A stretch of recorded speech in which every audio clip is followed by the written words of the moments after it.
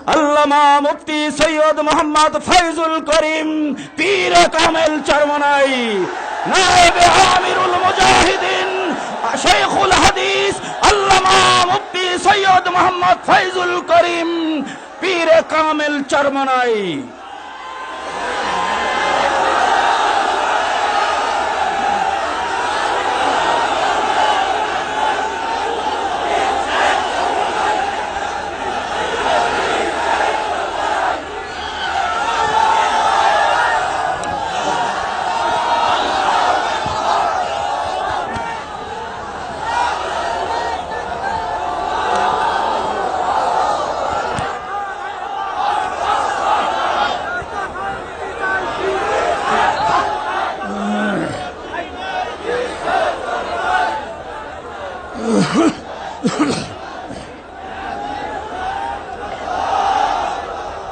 আসসালামু আলাইকুম ওয়া রাহমাতুল্লাহি ওয়া বারাকাতুহু।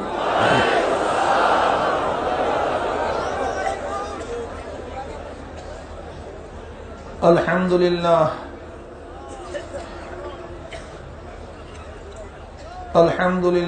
নাহমাদুহু ওয়া নাস্তাঈনুহু ওয়া নাস্তাগফিরুহু ওয়া নাউযু বিল্লাহি মিন শুরুরি আনফুসিনা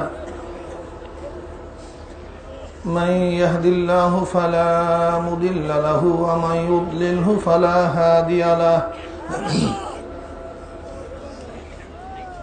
ونشهد أن لا إله إلا الله وحده لا شريك له ونشهد أن محمدا عبده ورسوله أما بعد وأعوذ بالله من الشيطان الرجيم بسم الله الرحمن الرحيم إن الله وملائكته يصلون على النبي يا أيها الذين آمنوا صلوا عليه وسلموا تسليما اللهم صل على سيدنا وحبيبنا مولانا صلى الله عليه وعلى آله وأصحابه وبارك وسلم اللهم صل على سيدنا وحبيبنا مولانا محمد صلى الله عليه وسلم اللهم صل على سيدنا حبيبنا مولانا محمد صلى الله عليه وعلى آله وأصحابه وبارك وسلم أعوذ بالله من الشيطان الرجيم بسم الله الرحمن الرحيم الذين جاهدوا فينا لنهدينهم سبلنا وقال رسول الله صلى الله عليه وسلم المجاهد من جاهد في نفسه صدق الله المولانا العظيم وصدق رسول النبي الكريم الله পাকের বান্দা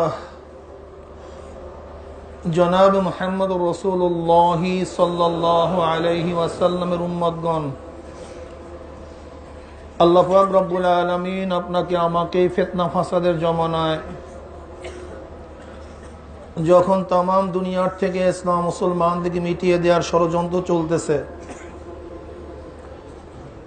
তাম দুনিয়ার মধ্যে ইসলাম মুসলমান থাকবে কি থাকবে না এই প্রশ্নের সৃষ্টি হয়েছে।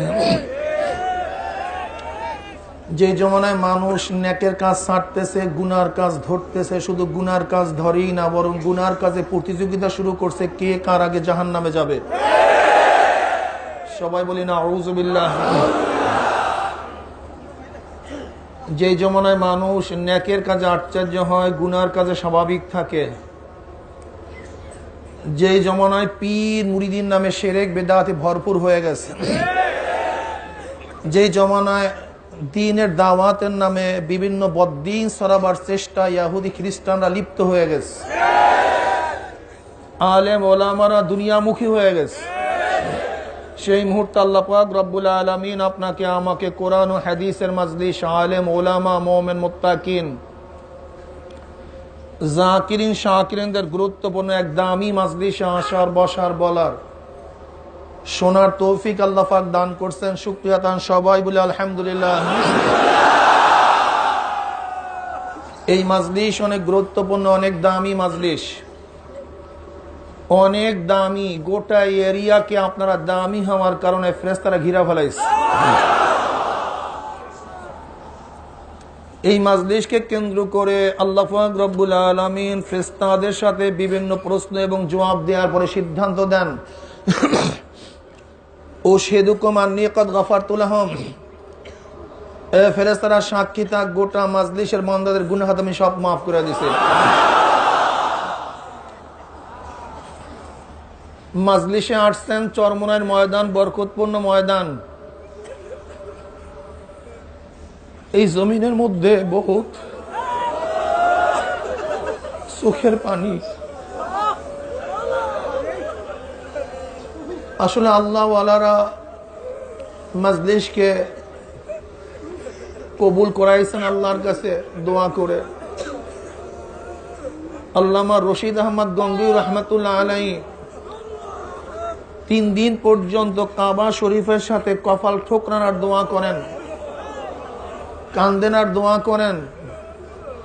শাগরেদরা প্রশ্ন করছে, হযরত এত কি দোয়া করতেছেন? হযরত গঙ্গুই রহমতুল্লাহ 3 দিন পরে বললেন, আমি আল্লাহর কাছে দোয়া করছি, মাওলা হে, যারা এই তরিকার মধ্যে ঢুকবে তুমি তাদেরকে কাউকে জাহান্নামে জ্বালাইতে পারো।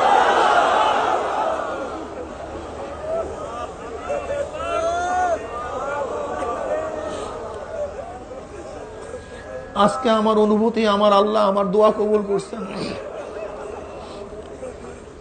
গতকালকে আমিন পালনপুরি সাহেব দামাত বারকাতুহুল আলিয়া রশিদ আহমদ গঙ্গুই রহমতুল্লাহ আলাইহির হজকালীন একটা স্বপ্নের কথা আপনার কাছে ব্যক্ত করছেন। তিনি দেখছেন তার 4 আঙ্গুল থেকে রক্ত প্রবাহিত হচ্ছে, এর মধ্যে 2 আঙ্গুল থেকে বেশি, 2 আঙ্গুল থেকে কম। কোন এক ব্যাখ্যাকারীর কাছে এই ব্যাখ্যা চাওয়ার পরে সেই ব্যাখ্যাকারী কি বলছেন, তোমার সিলসিলার মাধ্যমে 4 সিলসিলা জাগ্রত হবে। কাজী এটা আমাদের কোনো ক্রেডিট না, আমাদের কোনো যোগ্যতা না। এই যোগ্যতা হলো আল্লাহ ওয়ালাদের চোখের পানির যোগ্যতা, তাদের সাধনার যোগ্যতা, তাদের চেষ্টার ফল। চরমনাইয়ের ময়দান এমন এক ময়দান, আমি হাজারো মানুষের ঘটনা আপনাদের কাছে ব্যক্ত করতে পারবো। চরমনাইয়ের ময়দানে আসছে, কোনো বয়ানও শুনে নাই, কোনো আলোচনাও শুনে নাই, কিচ্ছু না, ময়দানে আসছে। আল্লাহ পাক রব্বুল আলামিন তার গলার মধ্যে হেদায়েতের মালা পরায় দিয়েছেন। আশ্চর্য হয়ে গেছেন নাকি? বুখারী শরীফের মধ্যে ওই রওয়ায়াত আমরা অনেকেই জানি। এক ব্যক্তি তওবা করার জন্য আলেমের বাড়ির দিকে রওনা করছে, পথে মধ্যে আল্লাহ পাক তাকে কবুল করছেন, দুনিয়ার থেকে বিদায় হয়ে গেছে। জান্নাতের ফেরেশতারা আসছে তার রূহ নেওয়ার জন্য, জাহান্নামের ফেরেশতারা আসছে তার রূহ নেওয়ার জন্য। উভয়ের মধ্যে ঝগড়া। বলতেছে, ভাই আমাদের মধ্যে ঝগড়ার কি লাভ? ফয়সালাকারী আল্লাহ তো আছেন, আমরা তার কাছে যাই, তার থেকেই ফয়সালা নিয়ে আসি। আল্লাহ পাক রব্বুল আলামিন ফয়সালা দিলেন, যাও ওই ব্যক্তির মরদেহ তার থেকে তার নিজের বাড়ির দিকে মাপ দাও, আলেমের বাড়ির দিকে মাপো। যদি তার মরা দেহর থেকে আলেমের বাড়ি নিকটে হয় তাহলে তওবার দিকে অগ্রসর বেশি হয়ে গেছে, আর নিজের বাড়ি নিকটে হলে তওবার থেকে এখনো দূরে। যদি তওবার থেকে দূরে হয় তাহলে রূহ পাবে জাহান্নামের ফেরেশতারা, আর তওবার নিকটে হলে রূহ পাবে জান্নাতের ফেরেশতারা। নবী পাক সাল্লাল্লাহু আলাইহি ওয়াসাল্লাম ফরমান, ও কি বাস্তবে ঘটনা এরকম ছিল, ওই ব্যক্তির মরদেহর থেকে তার নিজের বাড়ি কাছে ছিল, আলেমের বাড়ি দূরে ছিল। আল্লাহ পাক রব্বুল আলামিন জমিনকে হুকুম করেছে, জমিন ও নিজের বাড়ির দিকে দূর হয়ে যায়, আলেমের বাড়ি নিকটে হয়ে যায়। মাপ দেওয়া হইল, দেখে আলেমের বাড়ি নিকটে, আল্লাহর ফয়সালা অনুযায়ী রুহু চলে গেছে জান্নাতে।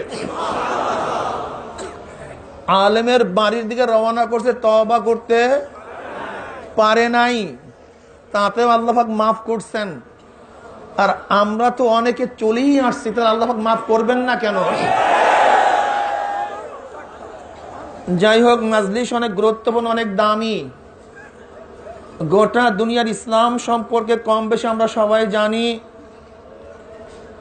আজকে ইরাকের অবস্থা কি, ফিলিস্তিনের অবস্থা কি, আলজেরিয়ার অবস্থা কি, মিশরের অবস্থা কি, সৌদির অবস্থা কি, চীনে মুসলমানদের উপরে কি অত্যাচার চলতেছে, হাজারো লক্ষ মানুষ আফগানিস্তানে কাফের বেঈমানরা মুশরিকরা শহীদ করেছে। আজকে হিন্দুস্তানে কাশ্মীরে মুসলমানদের উপর নতুন ভাবে স্টিম লড়া চালানো হচ্ছে। আজকে বাংলাদেশ নিয়েও বিভিন্ন ষড়যন্ত্র চলতেছে। আন্তর্জাতিকভাবে মুসলমানকে দমাবার জন্য ইহুদি খ্রিস্টানরা বিভিন্ন কৌশলে লিপ্ত।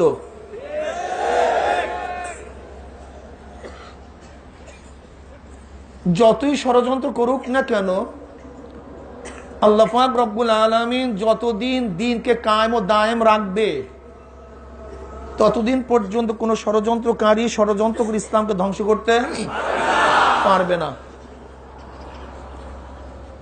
এই ষড়যন্ত্র আজকের থেকেই নয়, এর আগের থেকেও ছিল। নবী নূহ আলাইহিস সালাতু ওয়াস সালামের আগের দর জমানাতেও খুবই ভালো ছিল, বিভেদ ছিল না, হিংসা হাসাদ ছিল না, সবার মধ্যে ঐক্যতা হৃদ্রতা ছিল। নবী নূহ আলাইহিস সালাতু ওয়াস সালামের জমানায় প্রথম মুশরিকদের সাথে, কুফরের সাথে লড়াই করা শুরু হয়েছে। এর জন্য নবী নূহ আলাইহিস সালাতু ওয়াস সালাম আউয়ালুর রাসূল, প্রথম রাসূল। তিনি প্রথম বেঈমানদের সাথে যুদ্ধ করছেন, জিহাদ করছেন, হকের ঝান্ডা উত্তোলন করেছেন। এরপরে নবী ইব্রাহিম আলাইহিস সালাতু ওয়াস সালামের জমানায় একই অবস্থা, হক বাতিলের লড়াই ছিল। নবী মূসা আলাইহিস সালাতু ওয়াস সালামের জমানায়ও জীবনভর যুদ্ধ করতে করতে করতে করতে তার শেষ নিঃশ্বাস ত্যাগ করতে হয়েছে। মুনাফিকরাও ছিল। নবী ঈসা আলাইহিস সালাতু ওয়াস সালামকে তো এত নির্যাতন করেছে, শেষ পর্যন্ত আল্লাহ পাক রব্বুল আলামিন তাকে আকাশে তুলে নিয়ে গেছেন। নবী মুহাম্মদ সাল্লাল্লাহু আলাইহি ওয়াসাল্লাম সম্পর্কে তো কম বেশি আমরা সবাই জানি। তার জমানার অবস্থা সম্পর্কে কম বেশি আমরা সবাই জানি। নির্যাতিত হয়েছিলেন, নিপীড়িত হয়েছিলেন। শুধু তিনিই নয়, তার সাথীরাও নির্যাতিত হয়েছিল। শিয়াবে আবু তালেবের মধ্যে 3 বছর অবরুদ্ধ ছিল। 3 বছর, 1-2 না, 3টা বছর। তাদের সাথে কেউ সালাম কালাম করতো না, এক গ্লাস পানিও কাউ তাকে দিত না, তাদের কাছে কোনো কিছু বিক্রি করা হইতো না। এমনকি যদি কেউ তাদের সাথে কথা বলতো, তাকেও সমাজচ্যুত করা হইতো। গাছের পাতা খেয়ে খেয়ে নবী পাক সাল্লাল্লাহু আলাইহি ওয়াসাল্লাম সাথীরা ছাগলের বড়ির ন্যায় পায়খানা করেছে। যখন বাচ্চাগুলি মায়ের স্তনের মধ্যে টান দিছে, দুধ শুকায় গেছে, ঠাট্টা মেরে চিল্লান দিছে, খাওয়ার কোনো ব্যবস্থা করতে পারে নাই। তায়েফের ময়দানের ঘটনা সম্পর্কে কম বেশি আপনারা সবাই জানেন। নবী পাক সাল্লাল্লাহু আলাইহি ওয়াসাল্লাম মাথা থেকে কিভাবে রক্ত ঝরেছিল। নবী পাক সাল্লাল্লাহু আলাইহি ওয়াসাল্লাম মক্কার মধ্যে 13 বছর পর্যন্ত দাওয়াতি কাজ করছেন। এরপরে তার নিজের ভূমির থেকে হিজরত করতে তিনি বাধ্য হয়েছিলেন। দ্বিতীয় হিজরিতে কাফের বেঈমান মুশরিকরা চিরতরে তাকে বিদায় দেওয়ার জন্য বদরের ময়দানে উপস্থিত হয়েছিল। আবার তৃতীয় হিজরিতে নবী পাক সাল্লাল্লাহু আলাইহি ওয়াসাল্লামকে ধ্বংস করার জন্য উহুদের ময়দানে উপস্থিত হয়েছিল। এরপরে বদরে সোগরা হয়েছে। এরপরে বীরে মাউনার ঘটনা সম্পর্কে কম বেশি সবাই জানি। এরপরে খন্দকের যুদ্ধ, এরপরে বয়াতে রিদওয়ান হয়েছিল। এরপরে আবার খায়বারের যুদ্ধ 7ম হিজরিতে হয়েছিল। 8ম হিজরিতে ফতে মক্কা। ইনশাআল্লাহ 10ম হিজরিতে তো নবী পাক সাল্লাল্লাহু আলাইহি ওয়াসাল্লাম বিদায় হজ এবং ভাষণ দিয়েছিলেন। নবী পাক সাল্লাল্লাহু আলাইহি ওয়াসাল্লাম দুনিয়া থেকে বিদায় হওয়ার পরে গোটা আরবের মধ্যে আগুন লাগছিল, ফিতনার ফিতনা। প্রথম ফিতনা শুরু হয়েছিল নবী পাক সাল্লাল্লাহু আলাইহি ওয়াসাল্লামের শরীর মুবারক কোথায় দাফন করা হবে। কেউ বলছে মক্কায়, কেউ বলছে ফিলিস্তিনে তার শরীর মুবারক দাফন করা হবে, কেউ বলছে মদিনায়। আবু বকর সিদ্দিক রাদিয়াল্লাহু তাআলা বললেন, নবীগণ যেখানে যেখানে ইন্তেকাল করেন সেখানেই তাদের দাফন করা হয়। এই হাদিস শোনাবার পরে সবাই একমত হয়ে নবী পাক সাল্লাল্লাহু আলাইহি ওয়াসাল্লাম গৃহের মধ্যেই তাকে শাহিত করা হয়েছে। এরপরে ঝগড়া সৃষ্টি হয়েছে, আমির কে হবে, নেতা কে হবে। আনসারদের মধ্য থেকে বলছে আমাদের মধ্য থেকে খলিফা হবে, মুহাজিরদের মধ্য থেকে তারা বলছে আমাদের মধ্য থেকে খলিফা হবে। উভয় দলের সাথে যখন বয়াত গ্রহণ করার জন্য প্রস্তুতি গ্রহণ করলেন, এই খবর যখন আবু বকর সিদ্দিক রাদিয়াল্লাহু তাআলার কাছে আসছে, আবু বকর সিদ্দিক রাদিয়াল্লাহু তাআলা দৌড় হয়ে গেলেন। তিনি বললেন, আল আইমাতু মিনাল কুরাইশ, কুরাইশদের মধ্যে নেতা হবে হযরত ওমর ইবনে খাত্তাব রাদিয়াল্লাহু তাআলা। সর্বপ্রথম আবু বকর সিদ্দিক রাদিয়াল্লাহু তাআলা হাত মোবারকে বয়াত গ্রহণ করলেন। একে একে সমস্ত সাহাবারা বয়াত গ্রহণ করলেন। ইমারতের ফিতনা শেষ হয়ে গেছে। এরপরে ফিতনা খায়বার থেকে যে ইহুদিদেরকে ভাগিয়ে দেওয়া হয়েছিল, পুনরায় তারা মদিনা দখল করার জন্য চেষ্টা শুরু করছে। ওই কাফের দেশের ঐক্যবদ্ধ হয়ে, মুশরিকদের সাথে ঐক্যবদ্ধ হয়ে, মুনাফিক মুশরিক কাফের এবং ইহুদিরা দ্বিতীয়বার মদিনা আক্রমণ করার ষড়যন্ত্রে লিপ্ত। কিন্তু হযরত আবু বকর সিদ্দিক রাদিয়াল্লাহু তাআলা আনহুর দৃঢ় পদক্ষেপের কারণে, আল্লাহর রহমতের ভরসা থাকার কারণে, সুন্নাতের মজবুত থাকার কারণে কিছুই করতে পারে নাই। এরপর ওসামা ইবনে যায়েদ রাদিয়াল্লাহু তাআলা আনহুকে নবী পাক সাল্লাল্লাহু আলাইহি ওয়াসাল্লাম ইন্তেকালের পূর্ব মুহূর্তে 3000 সৈন্য নিয়ে এক যুদ্ধে প্রেরণ করার জন্য অনেক দূর অগ্রসর হয়ে গেছিলেন। নবী পাক সাল্লাল্লাহু আলাইহি ওয়াসাল্লাম মদিনার থেকে অনেক দূর তাদেরকে আগিয়ে দিয়েছেন। কিন্তু পথিমধ্যে যখন শুনছে নবী পাক সাল্লাল্লাহু আলাইহি ওয়াসাল্লাম অসুস্থ হয়ে পড়েছেন, তিনি আর যুদ্ধ গেলেন না, ফিরে আসছেন। নবী পাক সাল্লাল্লাহু আলাইহি ওয়াসাল্লাম দুনিয়া থেকে বিদায় হয়ে গেলেন। ইখতিলাফ শুরু হয়ে গেছে। ওসামা বিন যায়েদ রাদিয়াল্লাহু তাআলা আনহুকে অসংরক্ষিত মদিনা রেখে 3000 সৈন্য নিয়ে বাহিরে প্রেরণ করবে কি করবে না। সমস্ত সাহাবারা একমত, না এই মুহূর্তে কোন অবস্থাতেই 3000 সৈন্যকে বাহিরে প্রেরণ করা যাবে না। আবু বকর সিদ্দিক রাদিয়াল্লাহু বললেন, না, অবশ্যই নবী পাক সাল্লাল্লাহু আলাইহি ওয়াসাল্লাম তার দুনিয়ার থেকে বিদায় হওয়ার পূর্ব মুহূর্তে যেই কাজ করেছেন, আমি এই কাজ করবই, কেউ ফিরাতে পারবে না। সাহাবারা বললেন, আকাবের সাহাবারা বললেন, এমনকি হযরত ওমর ইবনে খাত্তাব রাদিয়াল্লাহু পরামর্শ দিলেন, তাহলে ওসামা বিন যায়েদের মতো 17 বছর যুবককে না দিয়ে আলীর মতো এই বড় যোদ্ধাকে তাদের নেতৃত্ব দেন। নবী পাক সাল্লাল্লাহু আলাইহি ওয়াসাল্লামের ব্যাপারে হযরত আবু বকর সিদ্দিক বললেন, আমার নবী যাকে এই কাফেলার নেতৃত্ব দিয়েছেন, লাউ খাতাফাতনিল কিলাবু ওয়া যিয়াবু লা আনফাস্তু কামা আমারা বিহি রাসূলুল্লাহ সাল্লাল্লাহু আলাইহি ওয়াসাল্লাম ওয়ালা আরুদ্দু কাযাআন কাযা বিরাসূল সাল্লাল্লাহু আলাইহি ওয়াসাল্লাম ওয়ালাউ লাম ইয়াফকি ফি হাযিল কুরা মিন গায়রি লা আনফাস্তুহু। যদিও এই মদিনা এবং মক্কার সমস্ত ভেরিয়া হিংস্র প্রাণীগুলি আমাকে ক্ষতবিক্ষত করে ফেলে, তারপর জনাবে মুহাম্মদ রাসূলুল্লাহ সাল্লাল্লাহু আলাইহি ওয়াসাল্লাম যেই ফয়সালা দিয়েছেন, ওই ফয়সালার উপরে আমি থাকব, আমি কারোর কথা মানব না। ওসামা বিন যায়েদকে আমি এই যুদ্ধের নেতৃত্বে প্রেরণ করব। যখন হযরত আবু বকর সিদ্দিক রাদিয়াল্লাহু তাআলা এই অবস্থা দৃঢ়তা দেখলেন, সবাই একমত হয়ে গেছেন, ওসামা বিন যায়েদকে আপনি প্রেরণ করেন। আল্লাহর কি করিশ্মা, ওসামা বিন যায়েদ রাদিয়াল্লাহু তাআলা আনহু সেই যুদ্ধে বিজয় হওয়ার পরে সমস্ত কাফের মুশরিকরা ভয় পেয়ে গেছে যে মদিনাকে অসংরক্ষিত অবস্থায় রেখে কোন অবস্থাতেই 3000 সৈন্য তারা বাইরে প্রেরণ করতে পারে না। নিশ্চয়ই যথেষ্ট পরিমাণ সৈন্য মদিনার মধ্যে আছে। এর জন্য কাফের বেঈমান এবং ইহুদিরা দ্বিতীয়বার মদিনা আক্রমণ করতে সাহস পায় নাই। হুজুর পাক সাল্লাল্লাহু আলাইহি ওয়াসাল্লামের সুন্নাতের উপরে আবু বকর সিদ্দিক রাদিয়াল্লাহু তাআলা কোন বুদ্ধি বিবেককে তিনি প্রাধান্য দিতেন না, বরং নবী পাক সাল্লাল্লাহু আলাইহি ওয়াসাল্লাম যেই কাজ করেছেন এইটাই কাজ, এখানে কোনো বুদ্ধির কোনো দরকার হবে না, বুদ্ধি চালানো যাবে না। এর নামই সুন্নাত, এর নাম মুহাম্মদ। এর নাম কি ভাই? এটা বুঝতে হবে। আমাদের সমস্যা এখানে, আমাদের সমস্যা এই একটা নোক্তা নেন, আমাদের সমস্যা কোন জায়গায়?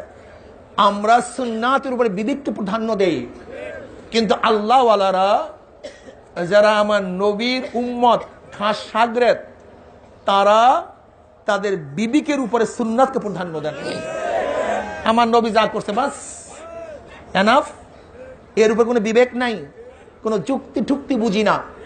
নবী পাক সাল্লাল্লাহু আলাইহি ওয়াসাল্লামকে নির্ধারণ করছেন, ও 17 বছর হোক, ও 13 দিনের হোক, ও 13 মাসের হোক, আমার নবীর নেতৃত্ব তাকে দিয়েছেন, তাকে গ্রহণ করতে হবে। ব্যাস, ক্লিয়ার কাট কথা। দেখছেন অবস্থাটা কি? শুধু তাই নয়, নবী পাক সাল্লাল্লাহু আলাইহি ওয়াসাল্লাম যাওয়ার পরে মুনকিরিনে যাকাত, একদল লোক যাকাতকে অস্বীকার করে ফেলছে, তাও তাওয়িলান, ডাইরেক্ট না।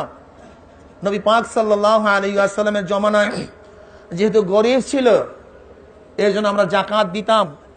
এখন মুসলমানরা ধনী হয়ে গেছে, আর যাকাত দেওয়ার প্রয়োজন নাই। সমস্ত সাহাবারা একমত, না তারা তো মুসলমান। উমিরতু আন উকাতিলা নাস হাত্তা ইয়াকুলু লা ইলাহা ইল্লাল্লাহ, আমি তো আদিষ্ট হয়েছি অতক্ষণ পর্যন্ত মানুষ লা ইলাহা ইল্লাল্লাহ বলবে না, ততক্ষণ তাদের সাথে যুদ্ধ করব। লা ইলাহা ইল্লাল্লাহ বললে যুদ্ধ শেষ। তারা তো মুসলমান, নামাজ পড়ে, যাকাতকে স্বীকার করে। তাওয়িলান, একটু ব্যাখ্যা দিয়ে যাকাতকে অস্বীকার করছে, অসুবিধা কোথায়?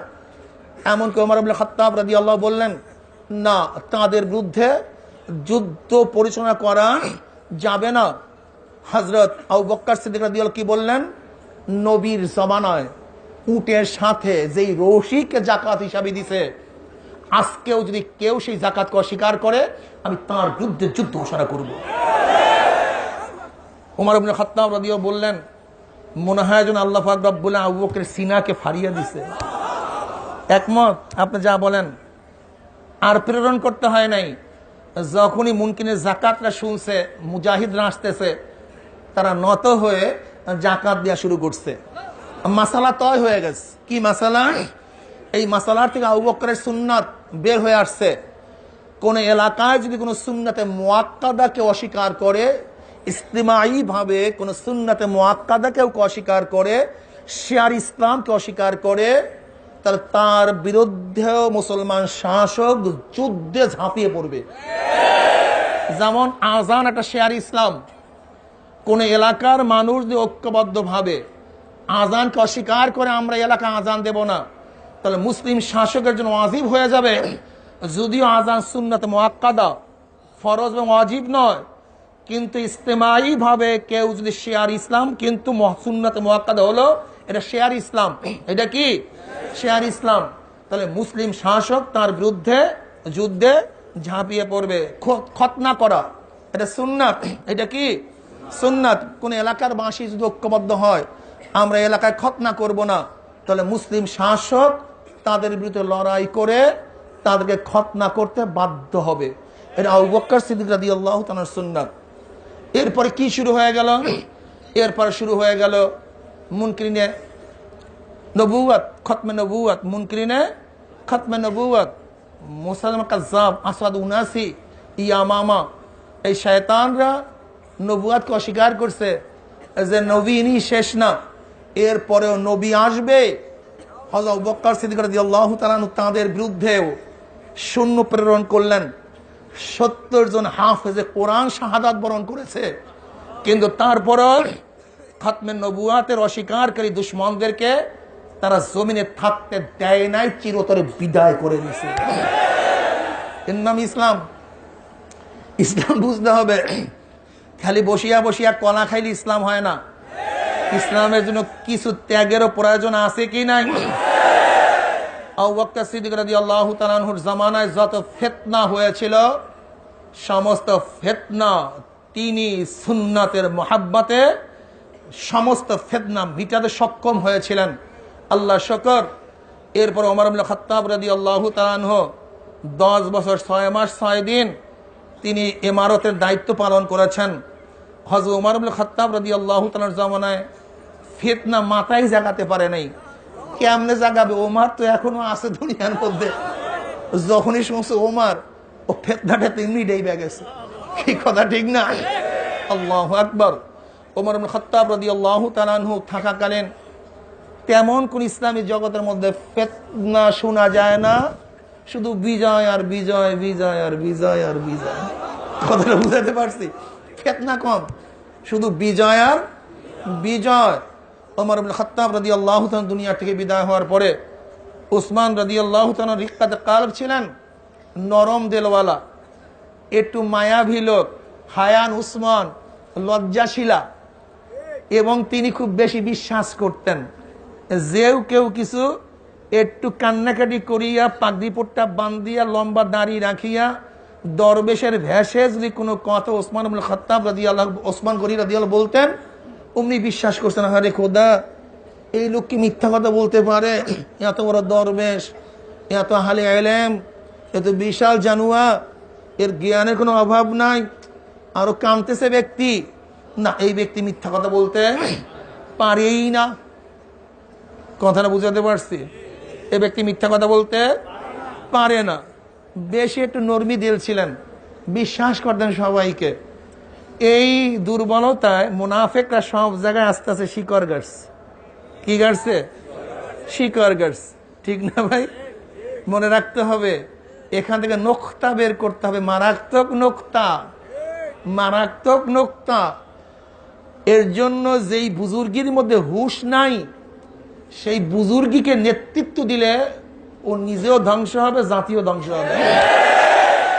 এটা মনে রাখতে হবে। এর জন্য মুহাদ্দিসিনে কেরাম কোন বেশি বুজুর্গদের থেকে হাদিস রাওয়ায়াত করতেন না। যার হুঁশ কম এমন মুহাদ্দিস থেকে বেশি হাদিস রাওয়ায়াত করতেন না। কেন? কারণটা কি? বুজুর্গানে কেরাম সবাইকে বিশ্বাস করে ফেলায়। সবাইকে কি? সবাইকে বিশ্বাস করে ফেলায়। মোল্লা জিউর রহমাতুল্লাহ আলাইহির মতো বুজুর্গ, কত বড় মুহাদ্দিস, কত বড় আলেম, কত বড় আহলুল ইলম, এই নুরুল আনোয়ারের মতো এত বড় উসুলি কিতাব মুখস্থ লেখা ফেলাইছে। মুখস্থ, বন্ধুরা বলছে কিতাব লেখা না, মুখস্থ লেখা ফেলাইছে। এখন মনে করছেন এলেমের অবস্থা কি? একদিন এক ব্যক্তি বলতেছে, হুজুর, আপনার স্ত্রী বিধবা হয়ে গেছে। ইন্না লিল্লাহি ওয়া ইন্না ইলাইহি রাজিউন। বেচারের কি অবস্থা, বেচারের কি অবস্থা, আরে কিভাবে খাবে, কিভাবে চলবে, আহা আফসোস, বেচারের কি অবস্থা। আরেকজনে বলতেছে, আপনি থাকতে আপনার স্ত্রী বিধবা হয় কেমনে? আপনি তো দুনিয়ার থেকে বিদায় হলে স্ত্রী বিধবা হবে, আপনি তো এখনো আছেন, তার স্ত্রী বিধবা হয় কেমনে? ইন্না লিল্লাহ। মুসলমান মিথ্যা কথা বলতে পারে? তাদের খেয়াল কতদূর মারাত্মক। মুসলমান মিথ্যা কথা বলতে, আর আমাদের অবস্থা কি বর্তমানে? নিশ্চয় মুসলমান কি সত্য কথা বলতে পারে? এখন অবস্থা এই অবস্থা বুঝছে। ইন্নালিল্লাহ, মুসলমান মিথ্যা কথা বলতে পারে? মনে রাখতে হবে, বুঝতে হবে, নেতৃত্ব এক ভিন্ন জিনিস। নেতৃত্ব, বুজুর্গি, মুহাদ্দিসি, মুফতি, ওয়াইজিন সব ভিন্ন, নেতৃত্ব ভিন্ন জিনিস। আইয়াকুনাল ইমামু মুসলিমান, আইয়াকুনাল ইমামু বালেগান, আইয়াকুনাল ইমামু আকিলান, আইয়াকুনাল ইমামু কাবিউল কলব ফিল হারব ওয়াস সালাহ, আইয়াকুনাল ইমামু মুস্তাহিদান ফিল উসুল ওয়াল ফুরু। তোমাকে মনে রাখতে হবে, আইয়াকুনাল ইমামু আদিলান। ইমামতি কবরার শর্ত আছে, ইমামতি কবরার শর্ত আছে। সবার জন্য ইমামতির দায়িত্ব নেওয়া, ইমামতি কবরার দায়িত্ব নেওয়া এমনিতেই ঠিক না। ইয়াকুনুল ইমাম কাবিল কলবিল হারব ওয়াস সালাহ, যুদ্ধের ময়দানে হোক, স্বাভাবিক পরিস্থিতি হোক, তার কলিজা খুব শক্ত থাকতে হবে, বিচলিত হতে পারবে না, ভয় পেতে পারবে না, যা হয় হবে। খবরদার, যদি বন্যার সময় নাবিক নড়ে যায়, ঝড়ের সময় যদি পাইলট দুর্বল হয়ে যায়, তাহলে পাইলট নিজেও শেষ, যাত্রীও শেষ। ভয়ঙ্কর মুহূর্তে যদি নেতার মধ্যে দুর্বলতা চলে আসে, এ তো আমার ছেলে, একে বাঁচাতে প্রথম হবে, এ তো আমার ভাই, একে প্রথম বাঁচাতে হবে, আমার উম্মত গোল্লায় যায়, যা উম্মত গোল্লায় যায়, যাক এই আমার আত্মীয় স্বজন বাঁচাতে হবে, এর নেতৃত্ব দেওয়া জায়েজ নাই, হারাম। বরং কি করতে হবে, আমার ছেলে যায় যাক, আমার মেয়ে যায় যাক, ভাই যায় যাক, কোরআন ও হাদিসকে রক্ষা করতে হবে। এত সহজ মনে করিব না। হযরত খালিদ বিন ওয়ালিদ রাদিয়াল্লাহু তাআলার সাথে হেরাক্লিয়াসের ভাই যুদ্ধে নেতৃত্ব দিতেছিলেন, কিন্তু কোন অবস্থাতেই মুসলমানদের সাথে পারতেছে না। এক আরব জাসুস, গুপ্তচর মুসলমানদের ক্ষেত্রের মধ্যে পাঠিয়ে দিয়েছে, দেখো তো মুসলমানদের মধ্যে এমন কি সৈন্য, এমন কি শিক্ষা, এমন কি যোগ্যতা, পারতেছি না কেন, ঘটনা কি? এক আরব জাসুস 24 ঘন্টা মুসলমানদের খিমার মধ্যে ঘুরে ফিরে রিপোর্ট দেয়। কি রিপোর্ট? রহমানুন ফিল লাইল ওয়া ফুরসানুন ফিন নাহার ওয়া ইন সারাকা ইবনু মালিকিম কাতাউহু ওয়া ইন জানা রুজিম আল ইস্তিকামাতুল হক ফীহিম। ছোট্টটা রিপোর্ট। তাহলে যে যোদ্ধাগুলি দিনের বেলায় আমাদের সাথে যুদ্ধে লিপ্ত হয়, এইগুলি রাতে দরবেশ। কেউ জিকিরে বসে কান্নাকাটি করে, কেউ কোরআন তেলাওয়াত করে, কেউ সিজদায় পড়ে আছে, কেউ রুকু অবস্থা আছে, মনে হয় ভিজা বিলে, কিচ্ছু বুঝে না, দরবেশ আবেদ। কিন্তু এই দরবেশগুলি যখন দিনের বেলায় আমাদের মোকাবেলা অবতীর্ণ হয়, মনে হয় যেন বুনিয়ানুল মারসুস, বিশাল পাহাড়, ভেদ করা সম্ভব না, মারাত্মক। আমি অনেক সময় বলি, চরমনাই মুজাহিদদের পাগড়ি যখন মাথায় থাকে তারা বিলাই হয়, কিন্তু মাথার পাগড়ি যখন কোমরে চলে আসে তখন বাঘ হয়ে যায়। ঠিক না? যখন মাথায় ততক্ষণ কি ভিজা বিলাই, কিচ্ছু বুঝি না, কিন্তু পাগড়ি যদি মাথা থেকে কোমরে নামে, কি তার খবর আছে। কি বলা ঠিক না? ইনশাআল্লাহ কি ঠিক না? ইনশাআল্লাহ। তখন স্লোগান দেয়, আমরা সবাই রসুল সেনা, ভয় করি না বলে। কি ঠিক আছে? ইনশাআল্লাহ স্লোগান দেন তো, আমরা সবাই রসুল সেনা, আমরা সবাই নবীর সেনা, কুরআন সুন্নাহর আলো। এতে 100 মাইল দূরে যাওয়ার কথা নেই, কত মাইল জোরে দেন সবাই, 2 হাত তুলিয়া দেবেন, 2 হাত তুলিয়া। আমরা সবাই রসুল সেনা, সবাই হাত তোলেন, 2 হাত তোলেন। আমরা সবাই নবীর সেনা, 2 হাত, 2 হাত। আমরা সবাই রসুল সেনা, আমরা সবাই নবীর সেনা, কোরআন সুন্নাহর আলো, ঘরে ঘরে জালো। বসেন, এই বাচ্চাকে শিখাই দেবেন। সবাইকে শিখাবেন। আলেমরা স্লোগান দিতে লজ্জা হয়, দেখেন না, আলেমরা লজ্জা হয়, লজ্জা হয়। কলবে বসাবাই স্লোগান। এই কলবের মধ্যে স্লোগান না থাকার কারণে শয়তান বাসা বাঁধছে। আমার সমস্যা কি? আমার নবী তোমার নবী, বিশ্ব আমার নেতা তোমার নেতা, বিশ্ব নবী মোস্তফা।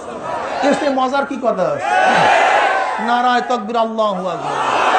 এসে মজার কি আছে বলেন তো আমাকে? নারায়ে তাকবীর, মজাটা কি কম তো? আরে মুসুর মুসুর মুসুর মুসুর করে, এই সময় মুসুর মুসুর করে, এই সময় মুসুর মুসুর করে, কিসের মুড়ি শুরু? নারায়ে তাকবীর। আমার কাছে এত মজা লাগে আমার কাছে মনে হয় স্লোগানের সময় যে এক একটা স্লোগান মনে হয় যেন শয়তানের কলিজার মধ্যে তীর লাগায়, মনে হয় যেন শয়তানের কলবের মধ্যে বুলেট লাগায় দিবে। নারায়ে তাকবীর, আমরা সবাই নবীর সেনা, কুরআন সুন্নাহর আলো, চলবে ইনশাআল্লাহ। এখন বলছে রহমানুন ফিল লাইল ওয়া ফুরসানুন ফিন নাহার। এরা এরা দিনে যোদ্ধা, রাত্রে দরবেশ। এই শোনো, আমি জামাতের লোকদেরকে বলতে চাই, সেদিনকে আমি আব্দুর রাজ্জাক সাহেবের বক্তব্যটা পুরো শুনছি। জামাত অগ্রসর না হওয়ার কিছু কারণ উনি ব্যক্ত করেছেন, কিন্তু আমি ব্যারিস্টার আব্দুর রাজ্জাক সাহেবকে বলতে চাই, বক্তব্য ভালো, কিন্তু আপনি পূর্ণ বুঝেন নাই, আংশিক বুঝছেন জামাতের ব্যর্থতা। জামাত ব্যর্থতার কারণের আংশিক বুঝছেন, পুরা বুঝেন নাই। আমি আপনাকে এক কথা বলতে চাই, ইসলাম কোনদিন শুধু বুদ্ধি এবং বিবেকের মাধ্যমে বিজয় হয় না, যতক্ষণ আল্লাহর রহমত না হয়েছে। আপনি বারবার বলেছেন যে জামাতের মধ্যে অনেক বিজ্ঞ অভিজ্ঞ চৌকাশ যোগ্যতা সম্পূর্ণ ব্যক্তি আছে। আপনি বারবার এটা প্রমাণ করতে চেয়েছেন যোগ্য বিজ্ঞ অভিজ্ঞ, কিন্তু আপনাকে মনে রাখতে হবে নবী পাক সাল্লাল্লাহু আলাইহি ওয়াসাল্লামের নবুয়াতির দায়িত্ব পাওয়ার সবচেয়ে বড় গুণ ছিল তিনি সত্যবাদী। সবচেয়ে বড় গুণ কি ছিল? আমার নবী পাক সাল্লাল্লাহু আলাইহি ওয়াসাল্লাম বহুত জানেন, অনেক বিজ্ঞ।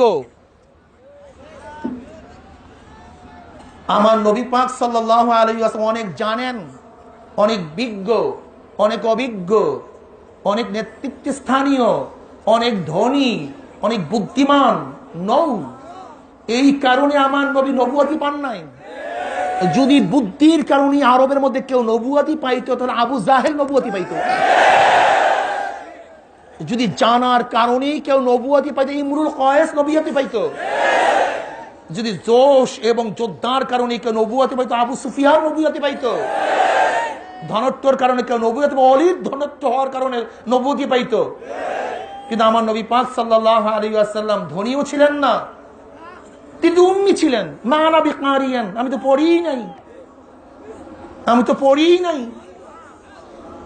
আমার নবী তো এতিম ছিলেন, আমার নবীর তেমন কোনো মালও ছিল না, কিন্তু আমার নবীর নবুয়াতি পাওয়ার সবচেয়ে বড় গুণ ছিল আমার নবী সত্যবাদী।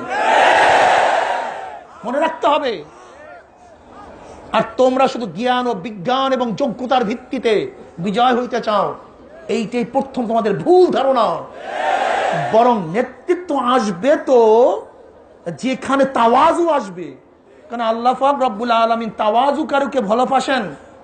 মান তাওয়াজা লিল্লাহ রাফাউল্লাহ, যে আল্লাহর সময় মাথা নত করে আল্লাহ পাক তাকে উঁচা করে দেয়। আমার আব্বাজান রহমাতুল্লাহ আলাইহির বয়ান জীবনবান শুনছি, বলে আমি কিছু না, আমার কোনো যোগ্যতাই নেই। তিনি মনের থেকে বলতেন এই কথাগুলো, এর জন্য তার থেকে খাদমত নিয়ে নেয়। এখনো তো মনের থেকে আমি বলে করি, এই স্টেজ আমি হাজারো লোক দেখি যারা আমাকে 1000 বার পড়াইতে পারে। এই ময়দানের মধ্যে বহুত লোক আছে যারা আমাকে 1000 বার পড়াইতে পারে। এই চরমনাইয়ের ময়দানে এলেমের কারণে, জ্ঞানের কারণে বাড়তেছে না, বরং আমার মাওলার রহমতের কারণে বাড়তেছে। যারা চরমনাইয়ের অনুসারী আছেন, যদি কেবের চলে আসে, চরমনাই বিশাল, আমাদের সংগঠন বিরাট, আমাদের সংগঠন সবচেয়ে বড়।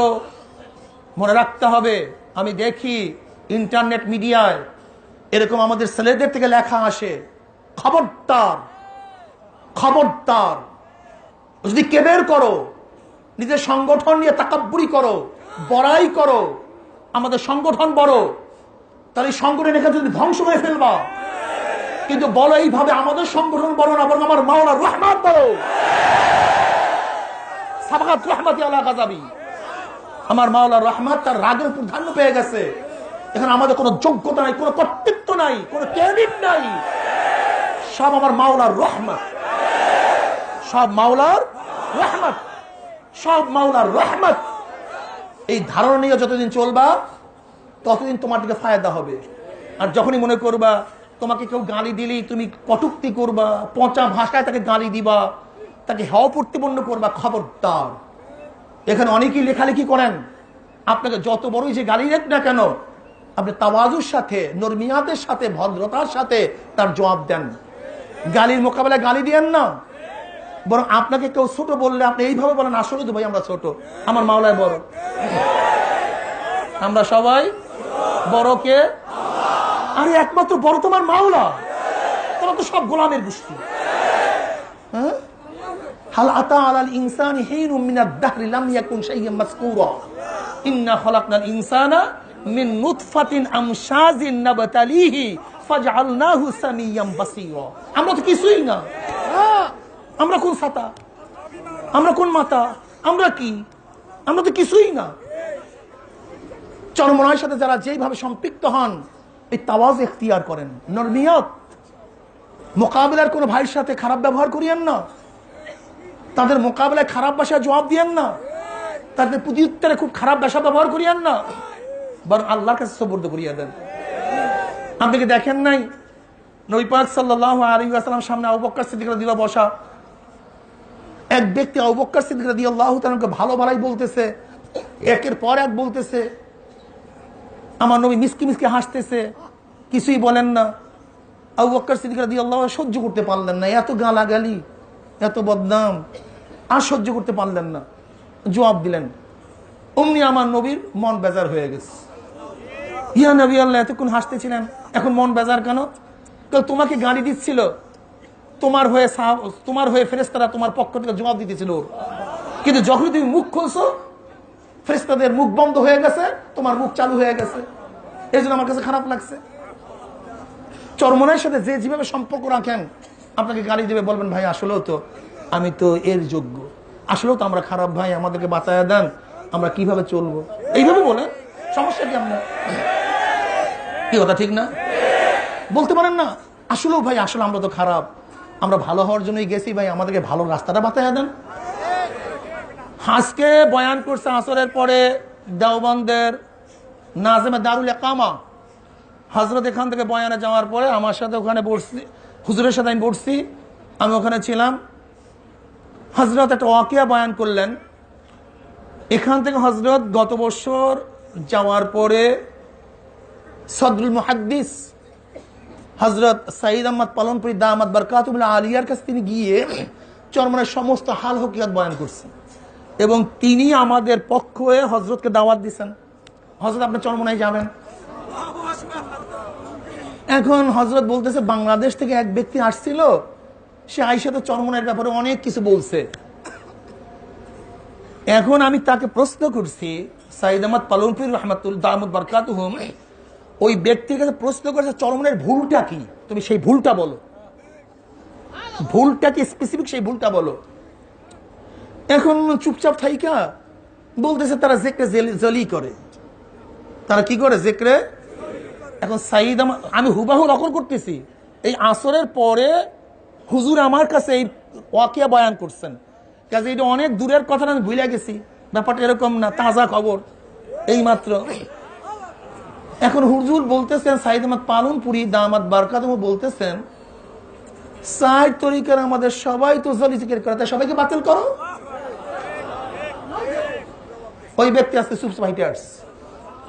এই ওয়াকিয়া যখন আল্লামা মনির সাহেব দামাত বরকাতুহু বয়ান করছেন, তখন তিনি বললেন, হুজুর এগুলি সব হাসাদ, সব সিয়াসাত, আসলে আমরা সেখানে গেছি, ঘুরে দেখে আসছি, আমরা কোনো দোষ তাদের দেখি নেই। এইটা এইমাত্র আমাদের ব্যয় মাহমুদিয়া মাদ্রাসার মুহতামিম, যিনি বরিশালের মেয়র নির্বাচন করছেন, আমার সামনেই বসে আমার ব্যয়, একসাথেই ছিলাম। তখন হযরতকে বলছে, হুজুর সব হাসাদ, সব হাসাদ, সব হিংসা, সব হিংসা। যদি চরমনায়ের ব্যাপারে আপনাকে কিছু বলে, আপনি বলে দেন যে ভাই আসলে তো আমরা সংশোধন হওয়ার জন্য গেছি, আপনি ভুল ধরে দেন, সমস্যা কি? কি কথা ঠিক না? এখানে হরেক ধরনের লোক আসছেন, বিভিন্ন সংগঠন করছেন, এরকম লোক এখানে আসছেন। আমি বলবো বাবা, চরমনাই ওয়ালারা চরমনাইয়ের দিকে মানুষকে ডাকে না, চরমনাই ওয়ালারা মাওলার দিকে মানুষকে ডাকে। তুমি দেখো আব্বাজান রহমাতুল্লাহ আলাইহি সুন্দর একটা ঘটনা বয়ান করতেন, সুন্দর মতো বলতেন যে দেখো, আমিও মাখলুক, তুমিও মাখলুক, তুমিও মাওলার সৃষ্ট, আমিও মাওলার সৃষ্ট। তা মাখলুককে মাখলুকের দিকে ডাকলে মাখলুক সারা দিবে কেন? তুমিও যা, আমিও তো তা, তুমি আমার হবে না, সারা দিবা কেন? প্রশ্নই আসে না। কিন্তু মাকলুককে যদি খালেকের দিকে ডাকা হয় তাহলে মাকলুক সারা না দিয়া পারে না। আজকে থেকে নিয়াত করো, আমরা মাখলুককে খালেকের সাথে জড়াবার জন্য ডাকবো। হ্যাঁ, বর্তমান জমানায় দেখা যায় অনেক বক্তা বের হইছে, কেরিয়ার, নিজের কেরিয়ার যেন নষ্ট না হয় এই জন্য অনেক বক্তা হাত পাকার পক্ষে, একটু কথাও বলতে পারে না, কেরিয়ার নষ্ট হয়ে যাবে। আবার অনেক বক্তা আল্লাহ সকালে খাইয়ে, আমাকে আইয়ুবি, খালেদ সাইফুল্লাহ আইয়ুবি, ও আসছে বরিশাল।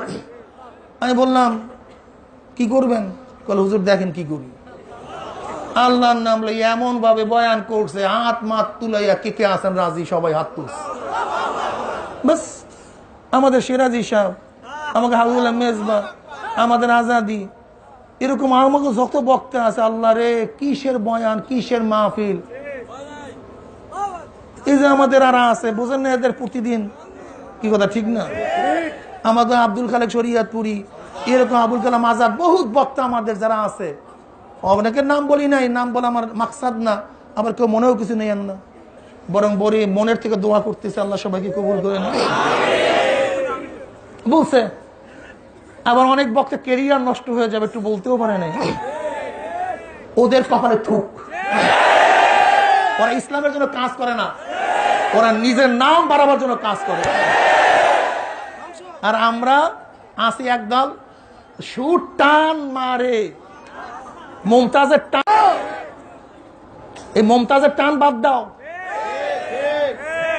এই মমতাজের টান বাদ দাও, দেখো কথার সাথে কাজের মিল আছে কি নাই। সব ওয়াজের পাগল হয়ে গেছে, সব ওয়াজের পাগল, আখলাকের পাগল না, কেউ চরিত্রের পাগল না, সব ওয়াজের পাগল, ধ্বংস হয়ে যাইতেছে সব। আব্বাজান রহমতুল্লাহ প্রথম যখন হাফিজুর রহমুল্লাহর নির্বাচনে অংশগ্রহণ করলেন, আমার বড় ফুফাজান ছিল তখন প্রিন্সিপাল এই মাদ্রাসার, তখন ফুফাজানকে ডাকলেন যে আপনার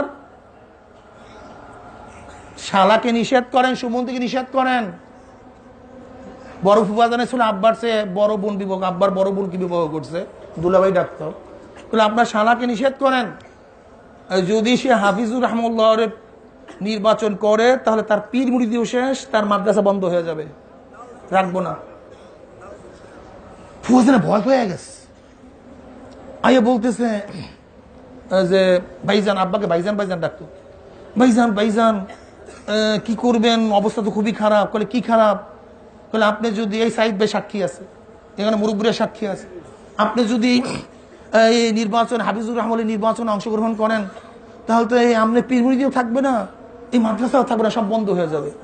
আব্বাজান হাসতে বলতে আছে, ও দুলা ভাই, মাদ্রাসা করি মাওলায় পাওয়ার জন্য, ইসলামকে প্রতিষ্ঠিত করার জন্য, পীর মুরিদি করি আমার মাওলাকে পাওয়ার জন্য, দ্বীনকে প্রতিষ্ঠিত করার জন্য। যদি ইসলাম পালন করতে গিয়ে, ইসলামের দাওয়াত দিতে গিয়ে যদি মাদ্রাসা বন্ধ হয়ে যায়, পীর মুরিদি বন্ধ হয়ে যায়, এমন পীর মুরিদির আমার কোনো দরকার নেই, আমার মাদ্রাসার দরকার নেই।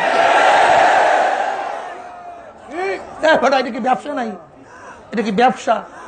হ্যাঁ, আমরা কিছু কথা বললে আমার পীর মুরিদি বন্ধ হয়ে যাবে, আমার ওয়াজ বন্ধ হয়ে যাবে, মাহফিল করতে দেবে না, হাদিয়া বন্ধ হয়ে যাবে নাকি? এটা কি ব্যবসার কোনো ওসাইল নাকি? এটা ব্যবসার মাধ্যম নাকি? এটা দুনিয়া কামাই করার জায়গা পীর মুরিদি? কি বানাইছে কি কোন? ওয়ালা তাশতারু বিআয়াতি সামানান কালিলা। হ্যাঁ, কি করতেছো? কি করতেছো কি তোমরা? পীর মুরিদি করি মাওলারে পাওয়ার জন্য, মাদ্রাসায় পড়াই মাওলাকে পাওয়ার জন্য, এই ওয়াজ নসিহত করি মাওলাকে পাওয়ার জন্য, এই রাজনীতি করি মাওলাকে পাওয়ার জন্য, এই তোমাদের পিছনে দৌড়াই মাওলাকে পাওয়ার জন্য। যদি এই কাজ করতে গিয়া আমার বয়ান বন্ধ হয়ে যায়, হইবে কি? পীর মুরিদি বন্ধ হয়ে যায়, অসুবিধা কোথায়? যদি জেলে যাইতে যায়, সমস্যা কি? যদি ফাঁসির কাছে ঝুলতে হয়, অসুবিধা কি? আমাকে বলে সমস্যা কি করবে? বেটা কুত্তা দুনিয়াতে কুত্তার মতো বাঁচতে চায়, কিন্তু মানুষ কিন্তু জানোয়ারের মতো বাঁচতে চায় না। না, এটা জানোয়ারের সিফাত। মানুষ দুনিয়াতে বাঁচবে মানুষের মতো। কি কথা বলেন নাকি? কিসের মতো বাঁচবে? মানুষ বাঁচবে মানুষের মতো, জানোয়ার বাঁচবে জানোয়ারের মতো। ফাইজলামি করা শুরু করছে, এইটা হবে সেইটা হবে, থর হওয়া। যাহা কিছু হবে কে জানে? তুমি এত জানতে চাও কেন? তুমি এত বুঝতে চাও কেন? ঘটনা কি? তুমি এত বুঝতে চাও কেন, জানতে চাও কেন? যাহা হওয়ার হবে, তুমি ফিরাতে পারবা না। তুমি ফিরাতে। আবু যার গিফার রাদিয়াল্লাহু তাআলা ফরমান, আমি ওই ব্যক্তিদের ব্যাপারে সবচেয়ে আশ্চর্য হয়ে যাই যারা তাকদীরকে বিশ্বাস করে না। আমার যা হওয়ার হবে, কয় দিন, কয় মাস, কয় দিন, কয় সেকেন্ড দুনিয়ার উপরে থাকবো কে জানে? আমার সমস্যা কি? ইন্না সলাতি ওয়া নুসুকি ওয়া মাহইয়ায়া ওয়া মামাতি লিল্লাহি রাব্বিল আলামিন। আমি বাঁচি কেন? জোরে বলেন। আমি খাই কেন? কি হয়েছে মাইক? ডাইন পাশের জোনটা দেখেন, ওটা মাইক কি হয়েছে? হ্যাঁ, কয় নাম্বার? কয় নাম্বার খুঁটি? আর ভাই কয় নাম্বার খুঁটি? 525 দেখেন, শেষে দেব, বসেন। বাস দেখবে 520, 588, 20 দেখবে।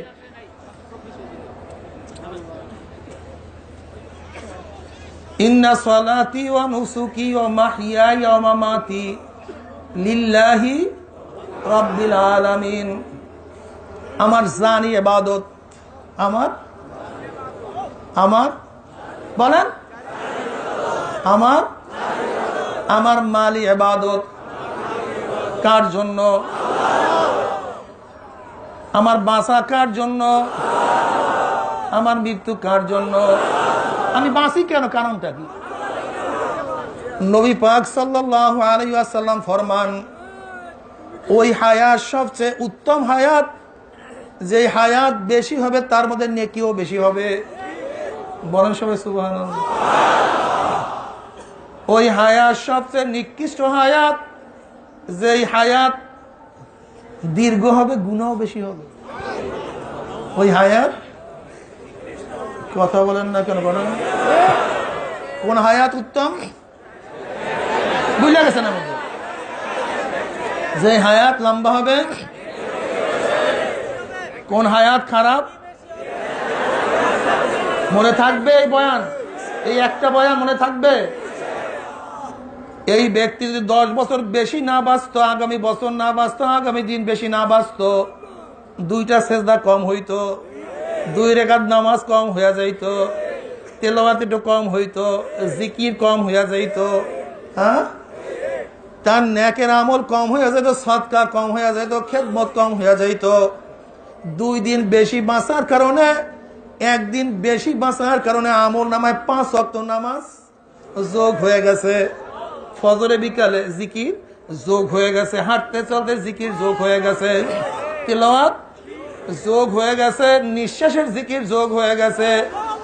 কাজী তার মর্তবা ছিল এইটা, 1 দিন বেশি বাঁচার কারণে মর্তবা বাড়িয়া গেছে।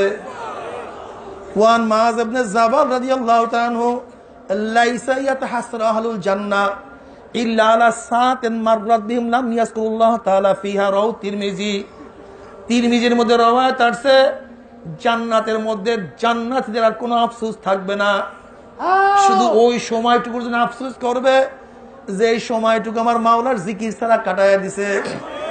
আহারে, আমি আর একবার সুবহানাল্লাহ পড়লে আমার মর্তবা আরো বাড়িয়া যাইতো, আমি আর একবার আল্লাহ কইয়া ডাক মারলে আমার জান্নাত এইটা না, আমার জান্নাত ওইটা হইয়া যাইতো। আল্লাহু আকবার। আমি আর একটা নেক যদি জোগাড় করতে পারতাম, আমার উদ্যান এইটা হইতো না, আমার উদ্যান এইটা হইয়া যাইতো। আর একটা সুবহানাল্লাহ বললে আমার বাগান এইটা হইতো, আমার বাগান ওইটা হইয়া যাইতো। এর জন্য আমি বাঁচতে চাই। কিসের জন্য? মর্তবা বাড়াবার জন্য। কারণ নবী পাক সাল্লাল্লাহু আলাইহি ওয়াসাল্লাম ফরমান, এক জান্নাতের মধ্যে আর এক জান্নাতের মর্যাদার পার্থক্য হবে কি পরিমাণ জানো? আমার নবী বলেন, জানো কি পরিমাণ হবে? যেরকম জমিন থেকে আসমান যত দূরত্ব, এক মুমিনের মধ্যে আর এক মুমিনের মর্যাদার এইভাবে পার্থক্য হয়ে যাবে। দেখ, ওই আব্দুল্লাহ আমার সাথী ছিল, ওতে ইবাদত গুজারির মধ্যে লিপ্ত, আমি ঘুমায় থাকতাম, খালি ফরজ আদায় করতাম, কিন্তু নফল টফল কিছু ছাড়তো না। ও যে জান্নাত বিশাল উঁচু। একজন আজকে দেখে মর্তবা হয়ে গেছে, কি কথা ঠিক না? আমি যদি একটু হায়াত না বেশি পাইতাম, আমি আর একজনকে দাওয়াত দিয়ে চরমনায় আনতে পারতাম না তো। এই জন্য হায়াত পাইছি, দাওয়াত দিয়ে চরমনায় নিয়ে আসছি। কি ফায়দা? আদাল্লু আলা খায়রান কাফাইল। এই শোনেন, এই যে চরমনায় এত লোক বেশি বাড়ার পিছনে আমাদের ক্রেডিট না, কিন্তু এটা আপনাদের সবার সমান ক্রেডিট, এটা আপনাদের সবার সমান যোগ্যতা। এ শুধু আমাদের যোগ্যতা না, কিন্তু ভুল। কেন আব্বাজান দাদাজান বলছে, চরমনায়ের মুরিদরা কেউ একা থাকতে পারে না, একা থাকতে পারি না। সুবহানাল্লাহ। এক একজন বুন্না ঘুকুকে ধরতে পানা ঘুঘুরা যে কষ্ট করে। আজকে আমার ছোট খালুজান যে আজান দেয়, তার সম্পর্কে আপনারা অনেকেই জানেন। যে আজান দেয় আমার খালুজান, ওনারা সম্ভ্রান্ত করের পরিবারের লোক ছিল। আমার খালুজান কিন্তু মাদ্রাসায় পড়তেন না, পড়েন নাই, কিন্তু খলিল ভাই আজও তিনি জিন্দা, চরমনার খাস মুজাহিদ। ওনার বাড়ির এলাকায় থাকতেন, তাদের কাছেই থাকতেন, খুবই মহাব্বত করতেন। আমাদের খলিল সাহেব বলল, মাজ্জামিয়া চলেন চরমনাই ময়দানে যাই। কিসের ময়দান ফয়দান বাদ দাও। আমার দাদা আমার খালুজান একটু নেতা কিসেমের লোক ছিল, অনেক পিরাফিরি শুরু করছে। যেহেতু খলিল মিয়াকে খুবই মহাব্বত করে, খুবই স্নেহ মহাব্বত করে, শ্রদ্ধা করে, খলিল মিয়া এমন ধরা ধরছে, রাজি না হইয়া পারে না। কিন্তু যখনই মাহফিলের টাইম ঘুনায় আসে, শয়তানের গায়ে তো আগুন লাগাই দিচ্ছে। এখন বলছে, খলিল মিয়া আমি একটা শখের গরু পালি, আমার গরুকে কে খানা দিবে, কে ঘাস দিবে, কাজে আমি মাহফিলে যাইতে পারবো না। খলিল মিয়া বলতেছে, মাঝে মিয়া কোনো চিন্তা করবেন না, আমি ব্যবস্থা করতে আছি। এই 3-4 দিন 5 দিনের যত ঘাস লাগে খলিল মিয়া নিজের হাতে কাটিয়া সব জমা করিয়া ফেলাইছে। ধরছে, পাগলকে আনতেই হয়। সব কিছু রেডি, যেই দিন ফজরের সময় তিনি আসবেন, শীতের দিন, মাসটা অগ্রহণের মাস, ল্যাপে ঘুমানো অবস্থায় খলিল মিয়াকে বলতেছে, মাঝে মিয়া চলেন, সময় তো হয়ে গেছে। পুরাপুরি ঘুমে, এমনি যুবক মানুষ। খলিল মিয়াকে ওই অবস্থায় লাথি মারছে। খলিল মিয়া কানছে, কানতে কানতে মাওলা, মাওলা রে, আমি আমার কাজ করছি, তুমি তোমার কাজ করিও। ঘাসও কাটছি, লাথিও খাইছি, এখন তুমি দেখো।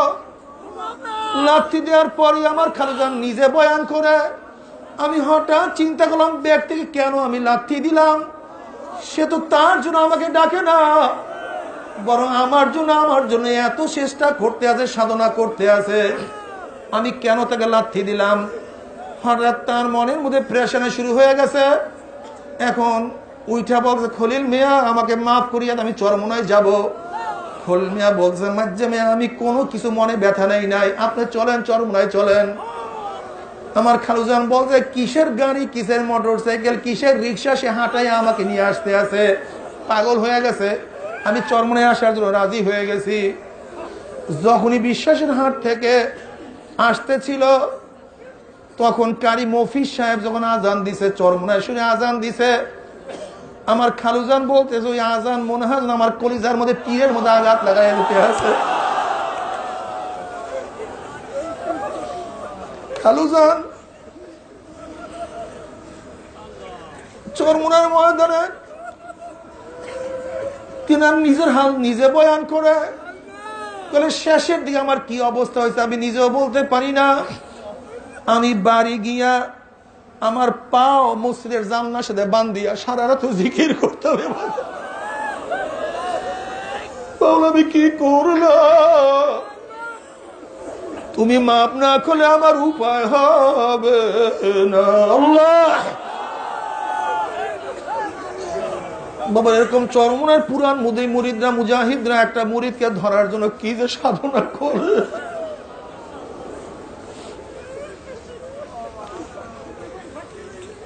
কাজে চরমনের মুরিদ বাড়ার ব্যাপারে আমাদের কোনো ক্রেডিট না, আমাদের কোনো ক্রেডিট না, আমাদের কোনো কর্তৃত্ব না, এটা তোমাদের সবাই ক্রেডিট, এটা তোমাদের সবার যোগ্যতা। আর আল্লাহ ওয়ালাদের চোখের পানি তাদের দোয়া। আল্লাহ পাক রব্বুল আলামিন এই জমিনকে কবুল করিয়া নিছেন, যেহেতু আল্লাহ পাক নিজে আল্লাযিনা জাহাদু ফিনা লানাহদিয়ান্নাহুম সুবুলানা, যারা আমাকে পাওয়ার জন্য চেষ্টা করবে, সাধনা করবে, আমি মাওলাকে পাওয়ার একটা রাস্তা নয় বহুত রাস্তা আমি খুলিয়া দেব। আল্লাহ তুমি কবুল করিয়া নাও। বাবারে চরমনাই ময়দানে যারা আসছেন নিয়াত করেন মাওলারে তোমার পরিচয় না দিয়ে তুমি এখান থেকে মাহরুম করিও, হেদায়েতের মালা না পড়ে কাউকে মাহরুম করিও না। বাবারে আমার মাওলা খুব মেহেরবান মাওলা, আমার মাওলা খুব দয়ার মাওলা। আমার মাওলার কাছে যদি মাপ চাওয়ার মতো চাইতেই পারো, আমার মাওলার সমস্ত গুনাহ মাফ করিয়া দিবে। হযরত আলী রাদিয়াল্লাহু তাআলা রওয়ায়াত করেন, নবী পাক সাল্লাল্লাহু আলাইহি ওয়াসাল্লাম হিজরতের পরে মুসলিমদের মধ্যে ভ্রাতৃত্ব বন্ধনে আবদ্ধ করতেছিলেন। সাঈদ ইবনে আব্দুর রহমানের সাথে হযরত সালাবা আনসারী রাদিয়াল্লাহু তাআলা ভ্রাতৃত্ব বন্ধনে আবদ্ধ করলেন, উভয় উভয়কে ভাই বানায় দিলেন। যখন তবুকের ময়দানে যুদ্ধের জন্য সারা আসছে, হযরত সাঈদ ইবনে আব্দুর রহমান রাদিয়াল্লাহু তাআলা যুদ্ধে রওনা করলেন। সালাবা রাদিয়াল্লাহু তাআলাকে ঘরের খেদমতের জন্য রেখে গেলেন, পরিবার পরিজন দেখার জন্য রাখছেন। হযরত সালাবা রাদিয়াল্লাহু তাআলা তার ভাইয়ের পরিবারের খেদমতের মধ্যে লিপ্ত, কাঠ কাটতেন, পানি আনতেন, খুবই কষ্ট স্বীকার করতেন। একদিন যখন ঘরের মধ্যে আসছেন, হযরত সালাবা রাদিয়াল্লাহু তাআলাকে শয়তান ওয়াসওয়াসা দিছে, ও সালাবা তুমি পর্দা উঠাইয়া দেখো হেরেমের মধ্যে কত সুন্দরী এক মহিলা। যখন তিনি পর্দা উঠাইলেন, দেখেন হযরত সাঈদ ইবনে আব্দুর রহমান রাদিয়াল্লাহু তাআলা স্ত্রী খুবই সুন্দরী, খুবই সুস্থিরী। তিনি অগ্রসর হয়ে যখনই তার গায়ের মধ্যে হাত লাগাইলেন, উম্মি সাঈদ ইবনে আব্দুর রহমান রাদিয়াল্লাহু তাআলা স্ত্রী বললেন, খবরদার তুমি তোমার ভাইয়ের হেরামের ইজ্জত নষ্ট করিও না, তুমি তো ঠিক মতো হেরামের ইজ্জত করতে পারলা না। তখনই তার মধ্যে হুট চলিয়ে আসছে। উনি তখনই ঘরের থেকে বের হয়ে বলেন, হায় আফসোস, হায় আফসোস, আমি আমি আমি মাওলা তুমি তুমি আমি কি করলাম, আমার ধ্বংস হোক, আমি কি করব। এইভাবে চিল্লাইতে চিল্লাইতে তিনি পাহাড়ের দিকে চলিয়া গেলেন, কান্নাকাটির মধ্যে লিপ্ত হয়ে গেলেন, আমি কি করলাম। আর বলতে মালা আমি আমি তুমি তুমি আমি গুনাহগার, তুমি গফফার, আমি অন্যায় করি, তুমি মাফ করো। এইভাবে কান্নাকাটি করতে আছে, মাওলার কাছে মাপ চাইতে আছে। সাঈদ ইবনে আব্দুর রহমান রাদিয়াল্লাহু তাআলা যখন তবুকের যুদ্ধ থেকে ফিরে আসছে, প্রত্যেকের সাথে সাক্ষাৎ করে, কিন্তু তার ভাই সালাবা রাদিয়াল্লাহু তাআলার সাথে সাক্ষাৎ করতে আসলেন না। তিনি চিন্তা করলেন আমার ভাই কোথায় গেল। তিনি যখন ঘরে গিয়ে স্ত্রীর কাছে জিজ্ঞাসা করছে আমার ভাই কোথায়, তখন তার স্ত্রী বললেন, আপনার ভাই আপনার হেরেমের ইজ্জত রক্ষা করতে পারে নাই, সে তো এখান থেকে পালাইয়া জঙ্গলে চলিয়া গেছে, পাহাড়ে চলিয়া গেছে। তখন হযরত সাঈদ ইবনে আব্দুর রহমান রাদিয়াল্লাহু তাআলা তিনি খুঁজতে খুঁজতে হযরত সালাবা রাদিয়াল্লাহু তাআলা সন্ধান পেলেন। যখনই হযরত সাঈদ রাদিয়াল্লাহু তাআলাকে সালাবা রাদিয়াল্লাহু আসতে দেখলেন, তিনার মাথা নত করলেন, তার দিকে তাকাইতে পারে না। হযরত সাঈদ রাদিয়াল্লাহু তাআলা বললেন, ভাই চলো, তুমি মাপ চাও, আল্লাহ আমার মাওলা মাফ করিয়া দিবে। তখন সালাবা রাদিয়াল্লাহু বলতেছে, ভাই আমি তোমার সাথে যাব না, আমি এখানেই থাকবো। হ্যাঁ তোমার সাথে যাইতে পারি, যেরকম ভাঙা গোলাম তাকে যেরকম হাত পার মধ্যে আসামের মতো টানিয়া হেসরাইয়া নিয়ে যায়, আমার হাত পার মধ্যে যদি তুমি রশি লাগাইয়া টানতে টানতে নিয়ে যাও, আমি তোমার সাথে যেতে পারি। হযরত সালাবা রাদিয়াল্লাহু তাআলা হাতের মধ্যে রশি লাগাইয়া যখন মদিনা নিয়ে আসছে, হযরত উমর ইবনুল খাত্তাব রাদিয়াল্লাহু তাআলার কাছে নিয়ে আসছে। হযরত সালামা রাদিয়াল্লাহু তাআলা একটা মেয়ে ছিল, নাম তার খামসানা। হযরত খামসানা বলছে, আব্বাজান, যদি আপনাকে নবী এবং নবীর সাহাবারা কবুল না করে আমি আপনার সাথে থাকবো না, চলেন আমি সাহাবাদের সাথে নিয়ে যাই। হযরত উমর ইবনুল খাত্তাব রাদিয়াল্লাহু তাআলার কাছে যখন হযরত সালামা রাদিয়াল্লাহু তাআলা নিয়ে যাওয়া হইল, হযরত উমর ইবনুল খাত্তাব রাদিয়াল্লাহু বলতেছে, না, আমার কাছে কোনো মাপ নাই, আমার মনে চায় আমি উঠিয়া তোমার চুলগুলি ছিঁড়িয়া ফেলাই, এখান থেকে বের হয়ে যাও। হযরত সালামা রাদিয়াল্লাহু বলতে আছে যে ওমর আমাকে মাফ করে না, আমাকে গ্রহণ করে নাই, চলো আবু বকর সিদ্দিক রাদিয়াল্লাহু তাআলার কাছে যাই।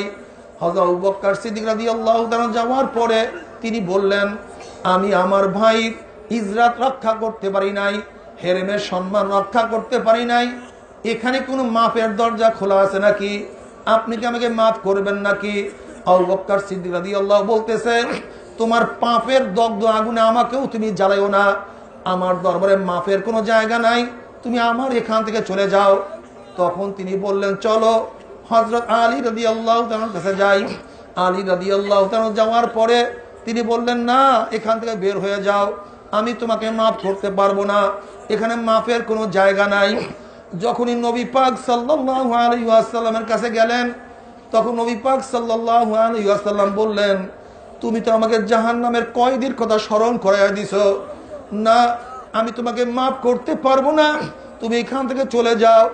যখন সেখান থেকেও চলে আসছে, তখন তার মেয়ে বলতে আছে, আব্বাজান, নবী আপনাকে কবুল করে নাই, তার সাথীরা আপনাকে কবুল করে নাই, কাজে আপনার সাথে আমি সম্পর্ক রাখবো না। তখন সালামা রাদিয়াল্লাহু তাআলা তিনি দৌড়াইতে দৌড়াইতে পাহাড়ের দিকে চলিয়া গেলেন।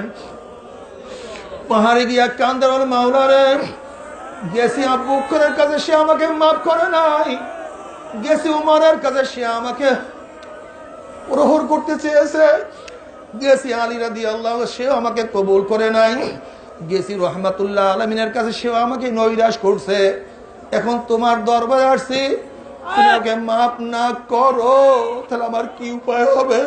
আমার কি উপায় হবে? তুমি আমাকে মাফ করিয়া দাও। মাওলার কাছে কাঁদে, মাওলা রে, তুমি মাফ না করলে আমার উপায় হবে না। আল্লাহ, মাওলা, আমি পাপী, আমার পাপের সীমা আছে, সংখ্যা আছে, তোমার রহমতের কোনো সীমাও নাই, সংখ্যাও নাই, আমি গুনাহ করে অভ্যস্ত, তুমি মাফ করিয়া অভ্যস্ত, আমি গুনাহগার, তুমি গফফার, তুমি আমাকে মাফ করে দাও। সারা রাত্র কাঁদতে আছে। যখন কাঁদতে কাঁদতে কাঁদতে কাঁদতে অস্থির হয়ে যাইতেন, আবারও রাত্রে কান্না শুরু করতেন। ওদিকে আমার মাওলা পাক রব্বুল আলামিন রহমতের দরিয়ার মধ্যে জোশ বাড়িয়া ফেলাইছে।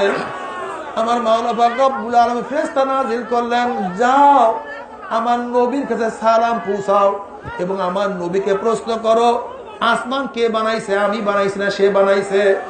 তাকে কে বানাইছে? আমি না সে? সমস্ত মাখলুক, সমস্ত মানুষকে সৃষ্টি করছে। হযরত জিবরিল আলাইহিস সালাতু ওয়াস সালাম আমার মাওলার তরফ থেকে আসিয়া বলছে, আল্লাহর নবী, আসমান কে বানাইছে? আপনি বানাইছেন, আমার মাওলায় বানাইছে। বলে, কেন আমার মাওলায়? বলে, সমস্ত মানুষকে সৃষ্টি করছে। বলে, আমার মাওলায় আমাকে আমার মাওলায় সৃষ্টি করছে। আমার মাওলায় খালেক, আমরা সবাই মাখলুক। তখন জিবরিল আলাইহিস সালাতু ওয়াস সালাম বলতে আছে, হে আমার নবী, তাহলে আপনি শোনেন, আল্লাহ পাক রব্বুল আলামিন তার ওই বান্দাকে আমার মাওলায় মাফ করিয়া দিয়েছে, আপনি সুসংবাদ শুনায়া দেন। তখনই সাহাবারা উঠছে, হযরত আবু বকর সিদ্দিক রাদিয়াল্লাহু তাআলা, ওমর ইবনে খাত্তাব উঠছে, তারা এই সুসংবাদ শোনাবার জন্য রওনা করছে। হযরত সালমান ফারসি রাদিয়াল্লাহু তাআলা এবং আলী রাদিয়াল্লাহু তাআলা উঠছে তাদেরকে খোঁজার জন্য, তাকে সুসংবাদ জানাবার জন্য। নবী পাক সাল্লাল্লাহু আলাইহি ওয়াসাল্লাম হযরত আবু বকর ওমরকে ইজাজত দিলেন না, তিনি আলী এবং সালমান ফারসি রাদিয়াল্লাহু ইজাজত দিলেন। তারা খুঁজতে বের হয়েছে। খুঁজতে খুঁজতে এক রাখালকে প্রশ্ন করছে, নবীর কোন সাহাবী কি তুমি দেখছো নাকি? তখন ওই রাখাল বলতে আছে, কয়েদখানার থেকে, জাহান্নাম থেকে ভাগার কোন ব্যক্তিকে খোঁজ করতে আছেন নাকি? বলে, হ্যাঁ, আমরা তাকেই খোঁজ করতে আছি। বলে, অপেক্ষা করেন, সন্ধ্যা হওয়ার পরে ওই গাছের নিচে ওই ব্যক্তি আসিয়া সারা রাত্র কান্দে আর মাওলার কাছে মাছে, মাওলা রে আপনি মাফ না করে উপায় হবে না, একটু অপেক্ষা করেন।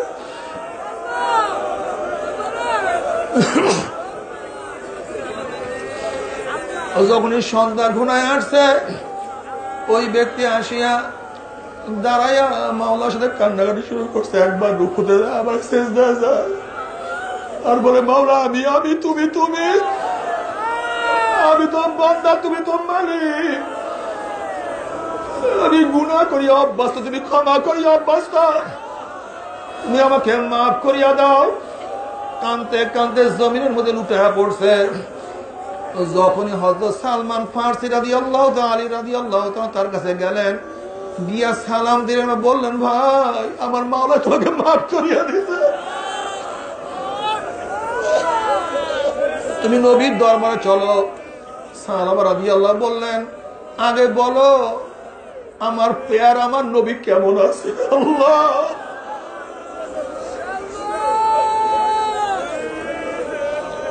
তুমি এবং মাওলা যে মোহাব্বত করে সে সেইভাবেই আছে। ভাই তোমরা তুমি চলো। হযরত সালমান ফারসি রাদিয়াল্লাহু তাআলা রাওয়ায়াত করেন, আমরা যখন তাকে নিয়ে আসতেছিলাম তখন বিলাল হাবশী রাদিয়াল্লাহু ফজর আযান দিয়া ফলাইছেন। আমরা শেষের কাতারে নামাজে শরীক হয়ে গেলাম। যখনই নবী পাক সাল্লাল্লাহু আলাইহি ওয়াসাল্লাম নামাজের মধ্যে এই আয়াত তেলাওয়াত করলে, আলহাকুমুত তাকাসুর হাত্তা, আলহাকুমুত তাকাসুর, এই আয়াত তেলাওয়াত করার সাথে সাথে হযরত সাহাবা রাদিয়াল্লাহু তাআলা একটা চিল্লান মারলেন। যখনই নবী পাক সাল্লাল্লাহু আলাইহি ওয়াসাল্লাম আয়াত তেলাওয়াত করলেন হাত্তা যুরতুমুল মাকাবির, এই তেলাওয়াত করার সাথে সাথে আরেকটা চিল্লান দিয়া দুনিয়ার থেকে বিদায় হয়ে গেলেন। আলহাকুমুত তাকাসুর, দুনিয়ার প্রাচুর্য, দুনিয়ার টাকা, দুনিয়ার পয়সা, দুনিয়ার ধন, দুনিয়ার সম্পদ, দুনিয়ার ক্ষমতা, দুনিয়ার জমি, দুনিয়ার মাল, দুনিয়ার সব কিছু, দুনিয়ার চাকচিক্য তোমাদেরকে ধ্বংস করিয়া ফেলাইছে। হাত্তা যুরতুমুল মাকাবির, আর এই দুনিয়া করতে করতে করতে করতে হঠাৎ একদিন কবরের কিনারায় হাজির হয়ে যাও। এই আয়াত শোনার সাথে সাথে চিল্লান দিয়ে দুনিয়ার থেকে বিদায় হয়ে গেলেন। নবী পাক সাল্লাল্লাহু আলাইহি ওয়াসাল্লাম সালাম ফিরাইয়া তিনি সাহাবা রাদিয়াল্লাহু তাআলার কাছে আসছেন। আসিয়া সালমান ফারসি রাদিয়াল্লাহু বললেন, সালমান সাহাবার চেহারার উপরে পানি ছিটায়া দাও। সালমান ফারসি রাদিয়াল্লাহু বললেন, ইয়া নবী আল্লাহ, সে তো আর দুনিয়াতে নাই। আমার নবী বললেন তাকে চাদর দিয়া ঢাকিয়া দাও। এর মধ্যে খামসানা রাদিয়াল্লাহু তাআলা তিনি আসছেন। আসিয়া বলছি, ইয়া নবী আল্লাহ, আমার বাপের সম্পর্কে আপনি কি বললেন, আমার বাবার অবস্থা কি? বলে তাও তাকে ভিতরে নিয়ে যাও। খামসানা রাদিয়াল্লাহু তাআলা যখন ভিতরে গিয়া দেখে তার বাবা দুনিয়াতে নাই, তখন তিনি বললেন, বাবা রে, তোমার পরে আর দুনিয়াতে আমার কেউ নাই, মা আগে চলিয়া গেছে, ভাই আমার নাই, বোন নাই, আত্মীয় স্বজন কেউ নাই, ছিলেন মাত্র তুমি, আজকে তুমি দুনিয়াতে নাই। নবী পাক সাল্লাল্লাহু আলাইহি ওয়াসাল্লাম খামসানাকে বলে, হে খামসানা, তুমি কি চাও ফাতেমা তোমার বোন হও, আমি তোমার বাবা হই? এটা তুমি চাও? খামসানা রাদিয়াল্লাহু বলে, ইয়া নবী আল্লাহ, আমি এতে রাজি। নবী পাক সাল্লাল্লাহু আলাইহি ওয়াসাল্লাম যখন তার লাশের পিছনে পিছনে কবরস্থানের দিকে যাইতেছিলেন, তিনি তখন পায়ের উপরে ভর দিয়ে হাঁটতে আছেন। উমর ইবনে খাত্তাব রাদিয়াল্লাহু বললেন, ইয়া নবী আল্লাহ, ইয়া রাসূলুল্লাহ, সাহাবার জানাজা যখন আপনি রওনা করছেন তখন আপনি পায়ের উপরে ভর দিয়ে কেন হাঁটতেছিলেন? নবী পাক সাল্লাল্লাহু আলাইহি ওয়াসাল্লাম ফরমান, সাহাবার নামাজের জানাজায় এত পরিমাণ ফেরেশতা উপস্থিত হয়েছে, তাদের বিনানি পানিতে পাও রাখতে পারতেছিলাম না। والذين إذا فعلوا فاحشة أو ظلموا أنفسهم والذين إذا فعلوا فاحشة أو ظلموا أنفسهم ذكروا الله فاستغفروا لذنوبهم ومن يغفر الذنوب إلا الله সাহাবা রাদিয়াল্লাহু তাআলা শানি আয়াত নাযিল হয়ে গেছে والذين إذا فعلوا فاحشة أو ظلموا أنفسهم ذكروا الله যখন এরা মুমিনেরা কোন অন্যায় করিয়া ভুল করিয়া নিজের উপরে জুলুম করিয়া ফেলায় কোন অন্যায় কাজ করিয়া নিজের উপরে জুলুম করিয়া ফেলায় কোন খারাপ কাজ করিয়া ফেলায় তখন আমার মাওলাকে ডাক দেয় মাওলা রে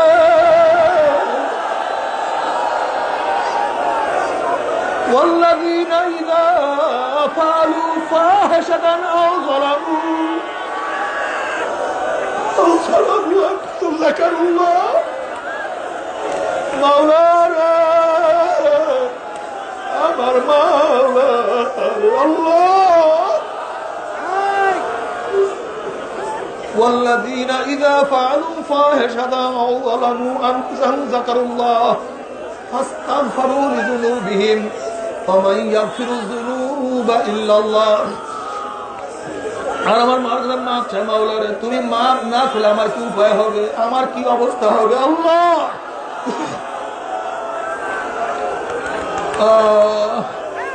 বাবারা চরমনায় যারা আসছো যাদেরকে আল্লাহ পাক চরমনার ময়দানে নিয়ে আসছে তওবা না করিয়া বিদায় হয়ে যাবে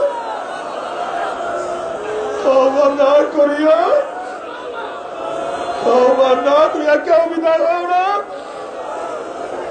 আমার মাওলা এত দয়ার মাওলা এত মেহেরবান মাওলা ইন্নাল্লাহ আযজা ওয়া জাল্লা ইয়াবসুতু ইয়াদাহু লিত-তাওবাতি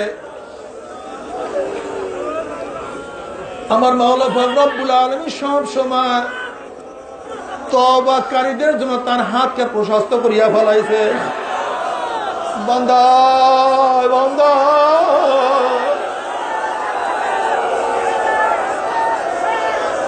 আমার মাওলা এত মেহেরবান মাওলা আমার মাওলা এত দয়াবান মাওলা ইজা তাবাল আব্দু তাবাল্লাহু আলাইহি ওয়া আনসাল হাফাজাতা মা কানু কাদাম নাসার আমালিহি ওয়া আনসা জাওয়ারিয়াহু মা আমলাক মিনাল খাতায়া ওয়া আনসা মাকানাহু মিনাল আরদি ওয়া মাকানাহু মিনাস সামা লিয়াজিয়া ইয়াউমাল কিয়ামাতি ওয়া লাইসা শাইউন ফিল খালকি ইয়াশহাদু আলাইহি আমার নবী পাক সাল্লাল্লাহু আলাইহি ওয়াসাল্লাম ফরমান ইজা তাবাল আব্দু তাবাল্লাহু আলাইহি যখনই বান্দা আমার মাওলার কাছে তওবা করে সাথে সাথে আমার মাওলা বান্দাদের তওবা কবুল করিয়া ফেলায় শুধু তাই নয় এবং হেফাজতকারী ফেরেশতারা যত তার গুনাহ লেখিয়া ফেলাইছে হেফাজতকারী সমস্ত ফেরেশতাদের গুনাহ আল্লাহ মাফ করিয়া দেয় গোসল করিয়া দেয় ওয়ানসা জাওয়ারিয়াহু মা আমলাক মিনাল খাতায়া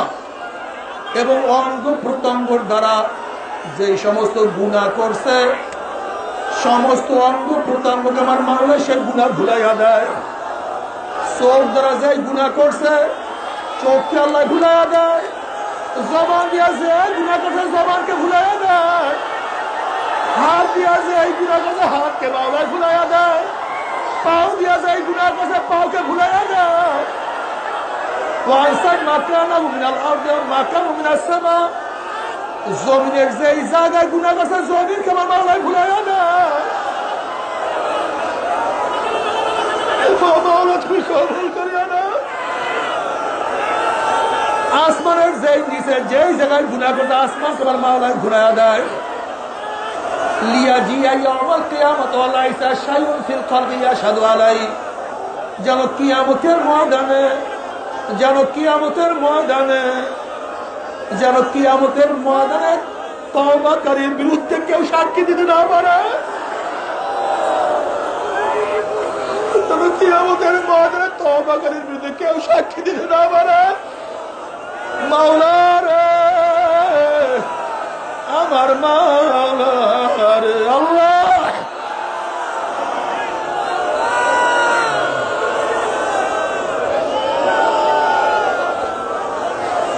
নবী পাক সাল্লাল্লাহু আলাইহি ওয়াসাল্লাম ফরমান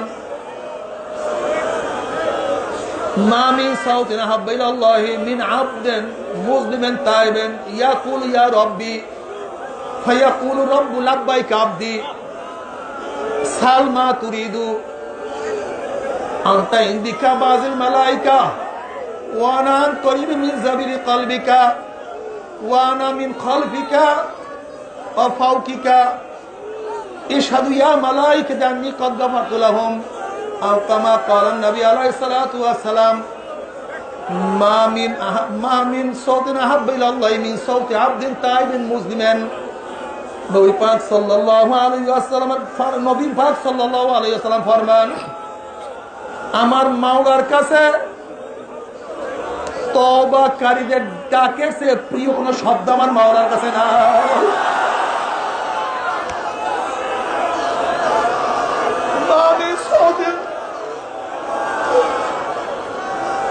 আহাব্বা ইলাল্লাহি মিন সাউতি আবদিন তাইবিন মুসলিমিন ইয়াকুল ইয়া রাব্বি যখনই গুনাহগার ডাক দেয় আমার মাওলা ইয়া রাব্বি আমার রব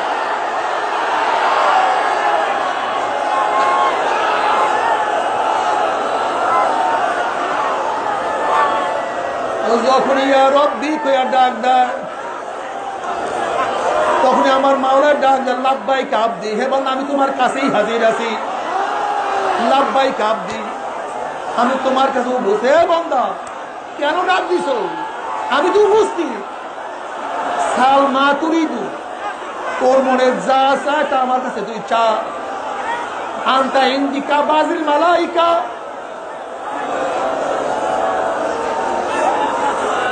তুই যেহেতু তওবা করার জন্য ইয়া রব্বি কইয়া ডাক মারছো এই ডাক মারার সাথে সাথে অনেক ফেরেশতাদের চেয়ে তুই আমার নিকটে হয়ে গেছো ডাক দেওয়ার সাথে সাথে অনেক ফেরেশতাদের চেয়ে নিকটে হয়ে গেছো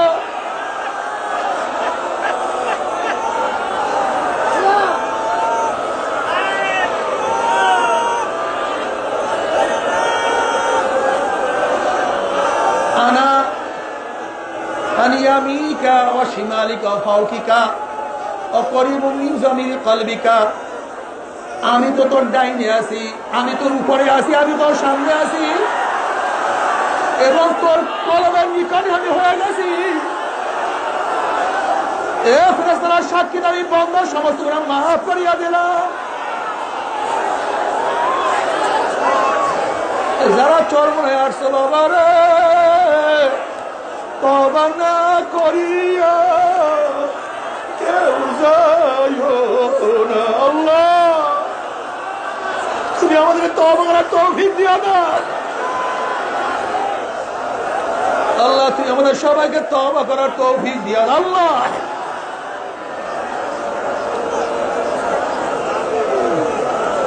আত্তাইবুনা জামে কামাল্লা জানবালা বান্দা গুনাহ থেকে তওবা করার সাথে সাথে মনে হয় যেন নিষ্পাপ হয়ে যায় আল্লাহ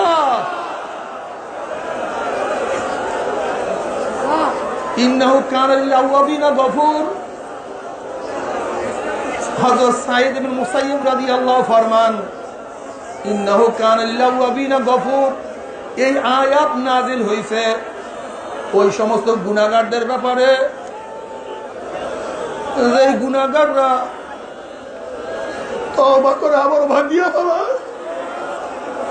আবার তওবা করে আবার তওবা ভাগিয়া বাবা সকালে তওবা করে বিকালে ভাঙে বিকালে তওবা করে সকালে ভাঙে আমার মাওলা ডাক বান্দা নৈরাশ হইস না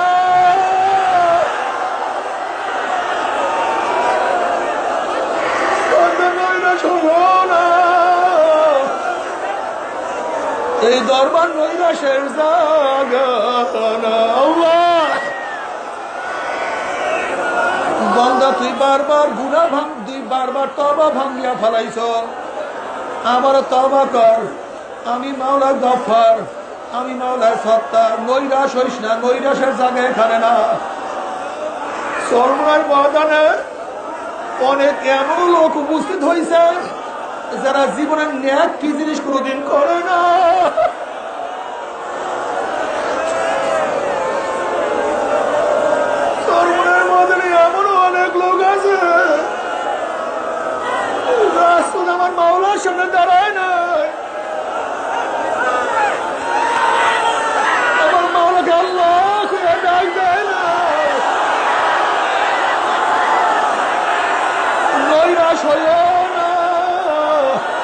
এইটা নৈরাশের জায়গা।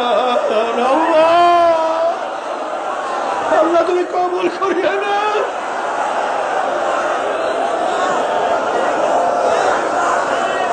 আল্লাহ রে আল্লাহ তুমি মাফ করিয়ে দাও, তুমি ক্ষমা করিয়ে দাও। বাবা রে আহারে কোথায় রওনা করছো? কি নিয়ে রওনা করছো? কি ভাবছো? জীবন তো ধ্বংসর দিকে চলিয়া যাইতে আছে। আল্লাহ কুমুক্তাকা শুরু হাত্তা জুরতুল মাকাবির। আল্লাহ সাওফা তা'লামুনা সুম্মা কাল্লা সাওফা তা'লামুন।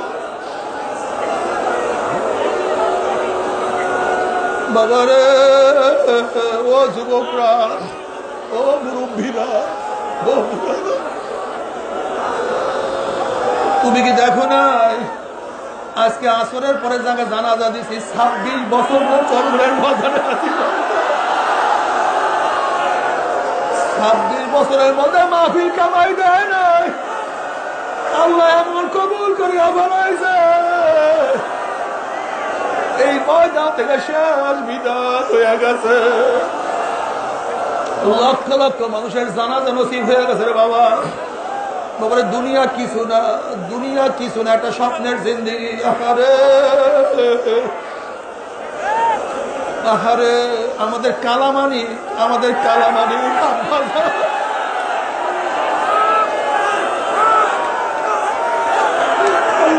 তুমি কবরকে জান্নাতের বাগিচা বানাইছো। আমার মার কবরকে, দাদার কবরকে, সবার কবরকে জান্নাতের বাগিচা বানায় দাও। আমার দুলাভাইয়ের কবরকে, সবাই কবরকে জান্নাতের বাগিচা বানায় দাও। সবার কবরকে জান্নাতের বাগিচা বানায় দাও। বাবারে 2006-তে দুনিয়া থেকে বিদায় হয়ে গেছে। আজকে কত বছর চলিয়া গেছে। মনে হয় যেন আমাদের শায়খ মসজিদ আমাদের মাঝেই আছে, তিনি আমাদের থেকে বিদায় হয় নাই। বাবারে দুনিয়া কিছু না, দুনিয়া কিছু না,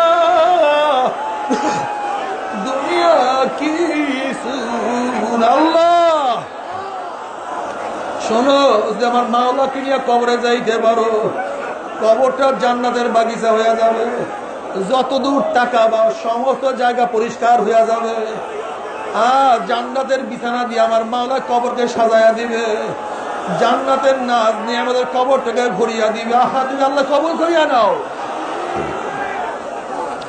কিয়ামতের মাঠে উঠবা, ফাআম্মা মান উতিয়া কিতাবাহু বিয়ামিনিহি ফায়াকুলু হাউ মুকরাউ কিতাবিয়া ইন্নী যানানতু আন্নী মুলাকিন হিসাবিয়া ফাহুয়া ফি ঈশাতির রাদিয়া ফি জান্নাতিন আলিয়া কুতুফুহা দানিয়া কুলু ওয়াশরাবু হানিয়াম বিমা আসলাফতুম ফিল আইয়ামিল খালিয়া।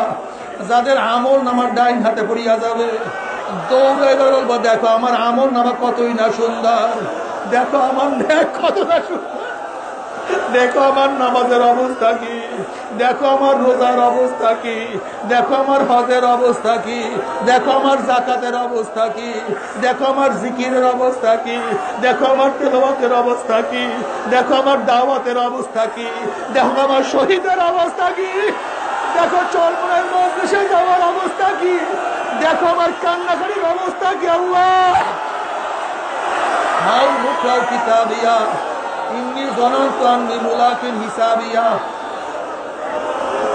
আমি তো আগেই ধারণা করতাম এই কিয়ামতের মধ্যে আল্লাহর সামনে দাঁড়াইতে হবে। আমার সমস্ত কথা, আমার সমস্ত কাজের হিসাব আমার মাওলার কাছে দিতে হবে। এই চিন্তা করিয়া আমি প্রত্যেকটা পদক্ষেপ গ্রহণ করতাম, ওই হিসাবে চলাফেরা করতাম। আজকে মাওলা আমার মর্তবা বাড়াইয়া দিছে, আমার মাওলা আমাকে জান্নাত দান করছে। দেখো জান্নাতের গাছগুলি কত নিম্নগামী হয়ে আছে।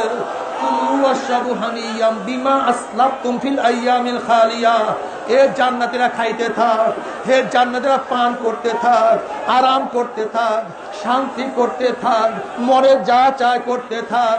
আর কোনো কষ্ট নাই, আর কোনো ক্লেশ নাই, আর কোনো অশান্তি নাই, আর কোনো দুঃখ নাই। সালামুন কওলাম মির রব্বির রহিম, আমার মাওলার তরফ থেকে শান্তি আর শান্তি। অশান্তি কি জিনিস আর কোনোদিন দেখা হবে না, দেখা লাগবে না। ওয়াম্মা মান উতিয়া কিতাবাহু বিশিমালিহি,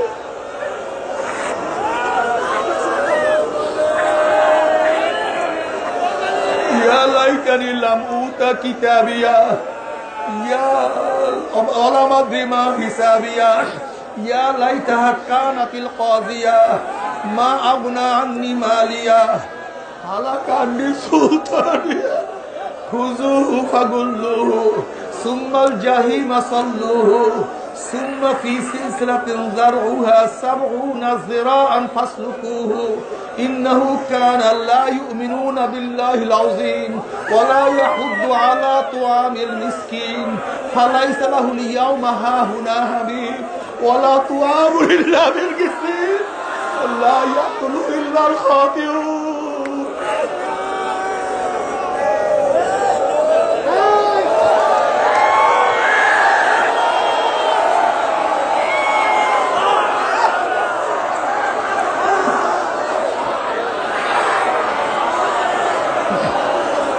যাদের আমল আমার বাম হাতে পড়িয়া যাবে, বাম হাতটা সিনা ফিরিয়া চিনা ধরিয়া যাবে।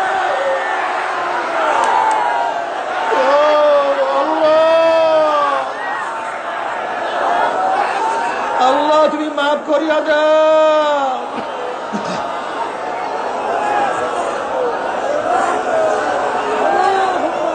বলবে আফসোস, আমি যে আমার আমল নামা না পাইতাম, আমি আমার আমল নামা না দেখতাম, আহারে আমার কবর যে শেষ ফয়সালা হয়ে যাইতো, আমার মাল কোথায়, আমার সম্পত্তি কোথায়, আমার টাকা কোথায়, আমার কই ঘর মালিয়া, আমার মাল আমাকে কোনো উপকার করতে পারলো না, আমার ব্যাংক ব্যালেন্স কোনো কাজে লাগলো না, আমার জমি আমাকে কোনো সাহায্য করতে পারলো না। খালা কান্দি সুলতানিয়া, আমার মেম্বারি কই, আমার চেয়ারম্যানই কই, আমার উপজেলার চেয়ারম্যানই কই, আমার এমপিগিরি কই, আমার মিনিস্টারগিরি কই, আমার প্রাইম মিনিস্টারগিরি কই, কই আমার ক্ষমতা, আমার সমস্ত ক্ষমতা ধ্বংস হয়ে ফাকুজু ফাগুল্লুহু, ওকে ধর, ওকে গোল কর, সুম্মা জাহিমা সাল্লুহু সুম্মা ফি সিলসিলাতিন যারউহা সাবউনা যিরাআন ফাসলুকুহু। এ নাফরমানকে জাহান্নামে 70 গজ আগুনের শিকল দিয়া বাঁধিয়া ফেলো। ও মাওলা তুমি মাফ করিয়া দাও। আল্লাহ রে আল্লাহ, তুমি আমাদের সবাইকে মাফ করিয়া দাও না, সবাইকে মাফ করিয়া দাও।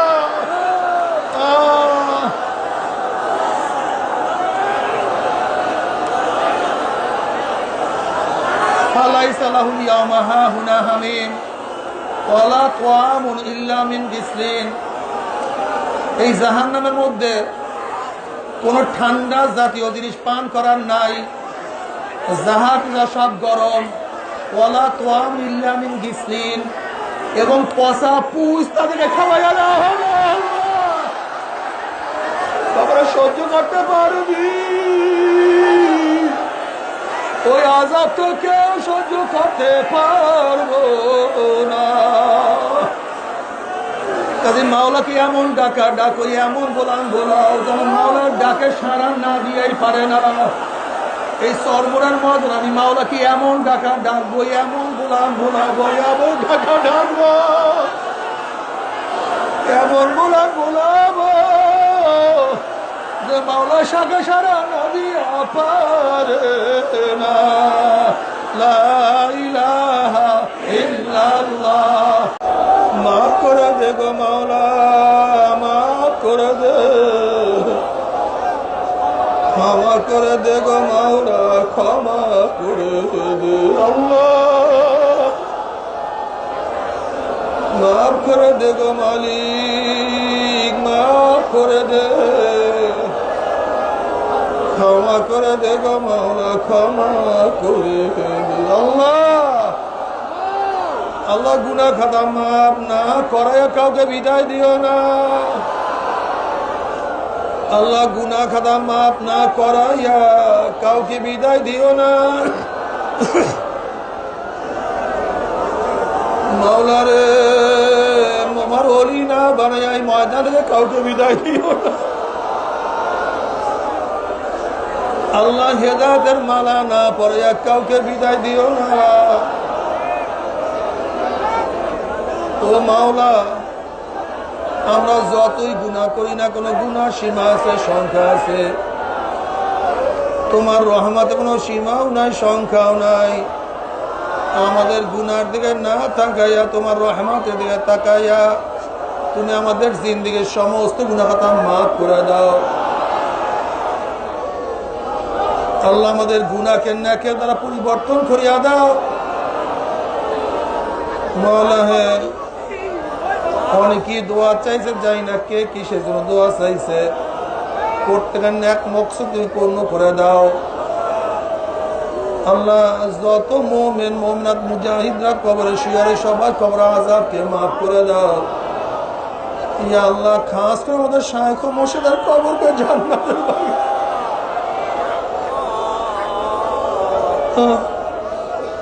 মা দাদা সহ তামাম দুনিয়ার মাশায়েখদের মাকামকে জান্নাত পদে বুলন্দ করে দাও। আমাদের আহলা তোমার খাস গোলাম বান্দা কবুল করে নাও।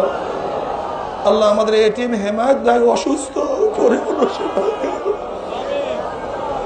আল্লাহ, অনেক মুজাহিদ ভাই অসুস্থ,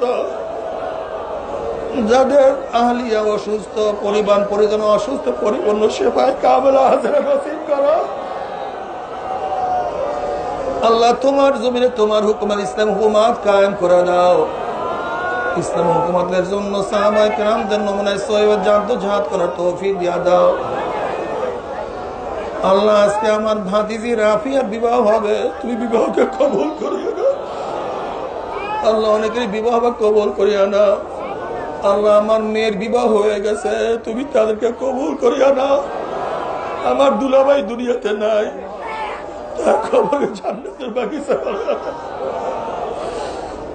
আমার ফুফা জানরাও নাই, অনেকে আমার ফুফুরাও নাই, যত মুজাহিদরা অনেকে নাই। আমাদের আবু সাইদ ভাই অসুস্থ, আমাদের হাজী মরুন সাহেব অসুস্থ, আমার অনেক অনেক মুজাহিদ অসুস্থ। আল্লাহ, তুমি পরিপূর্ণ শেফায়ে কামেলা আজলা নসিব করো।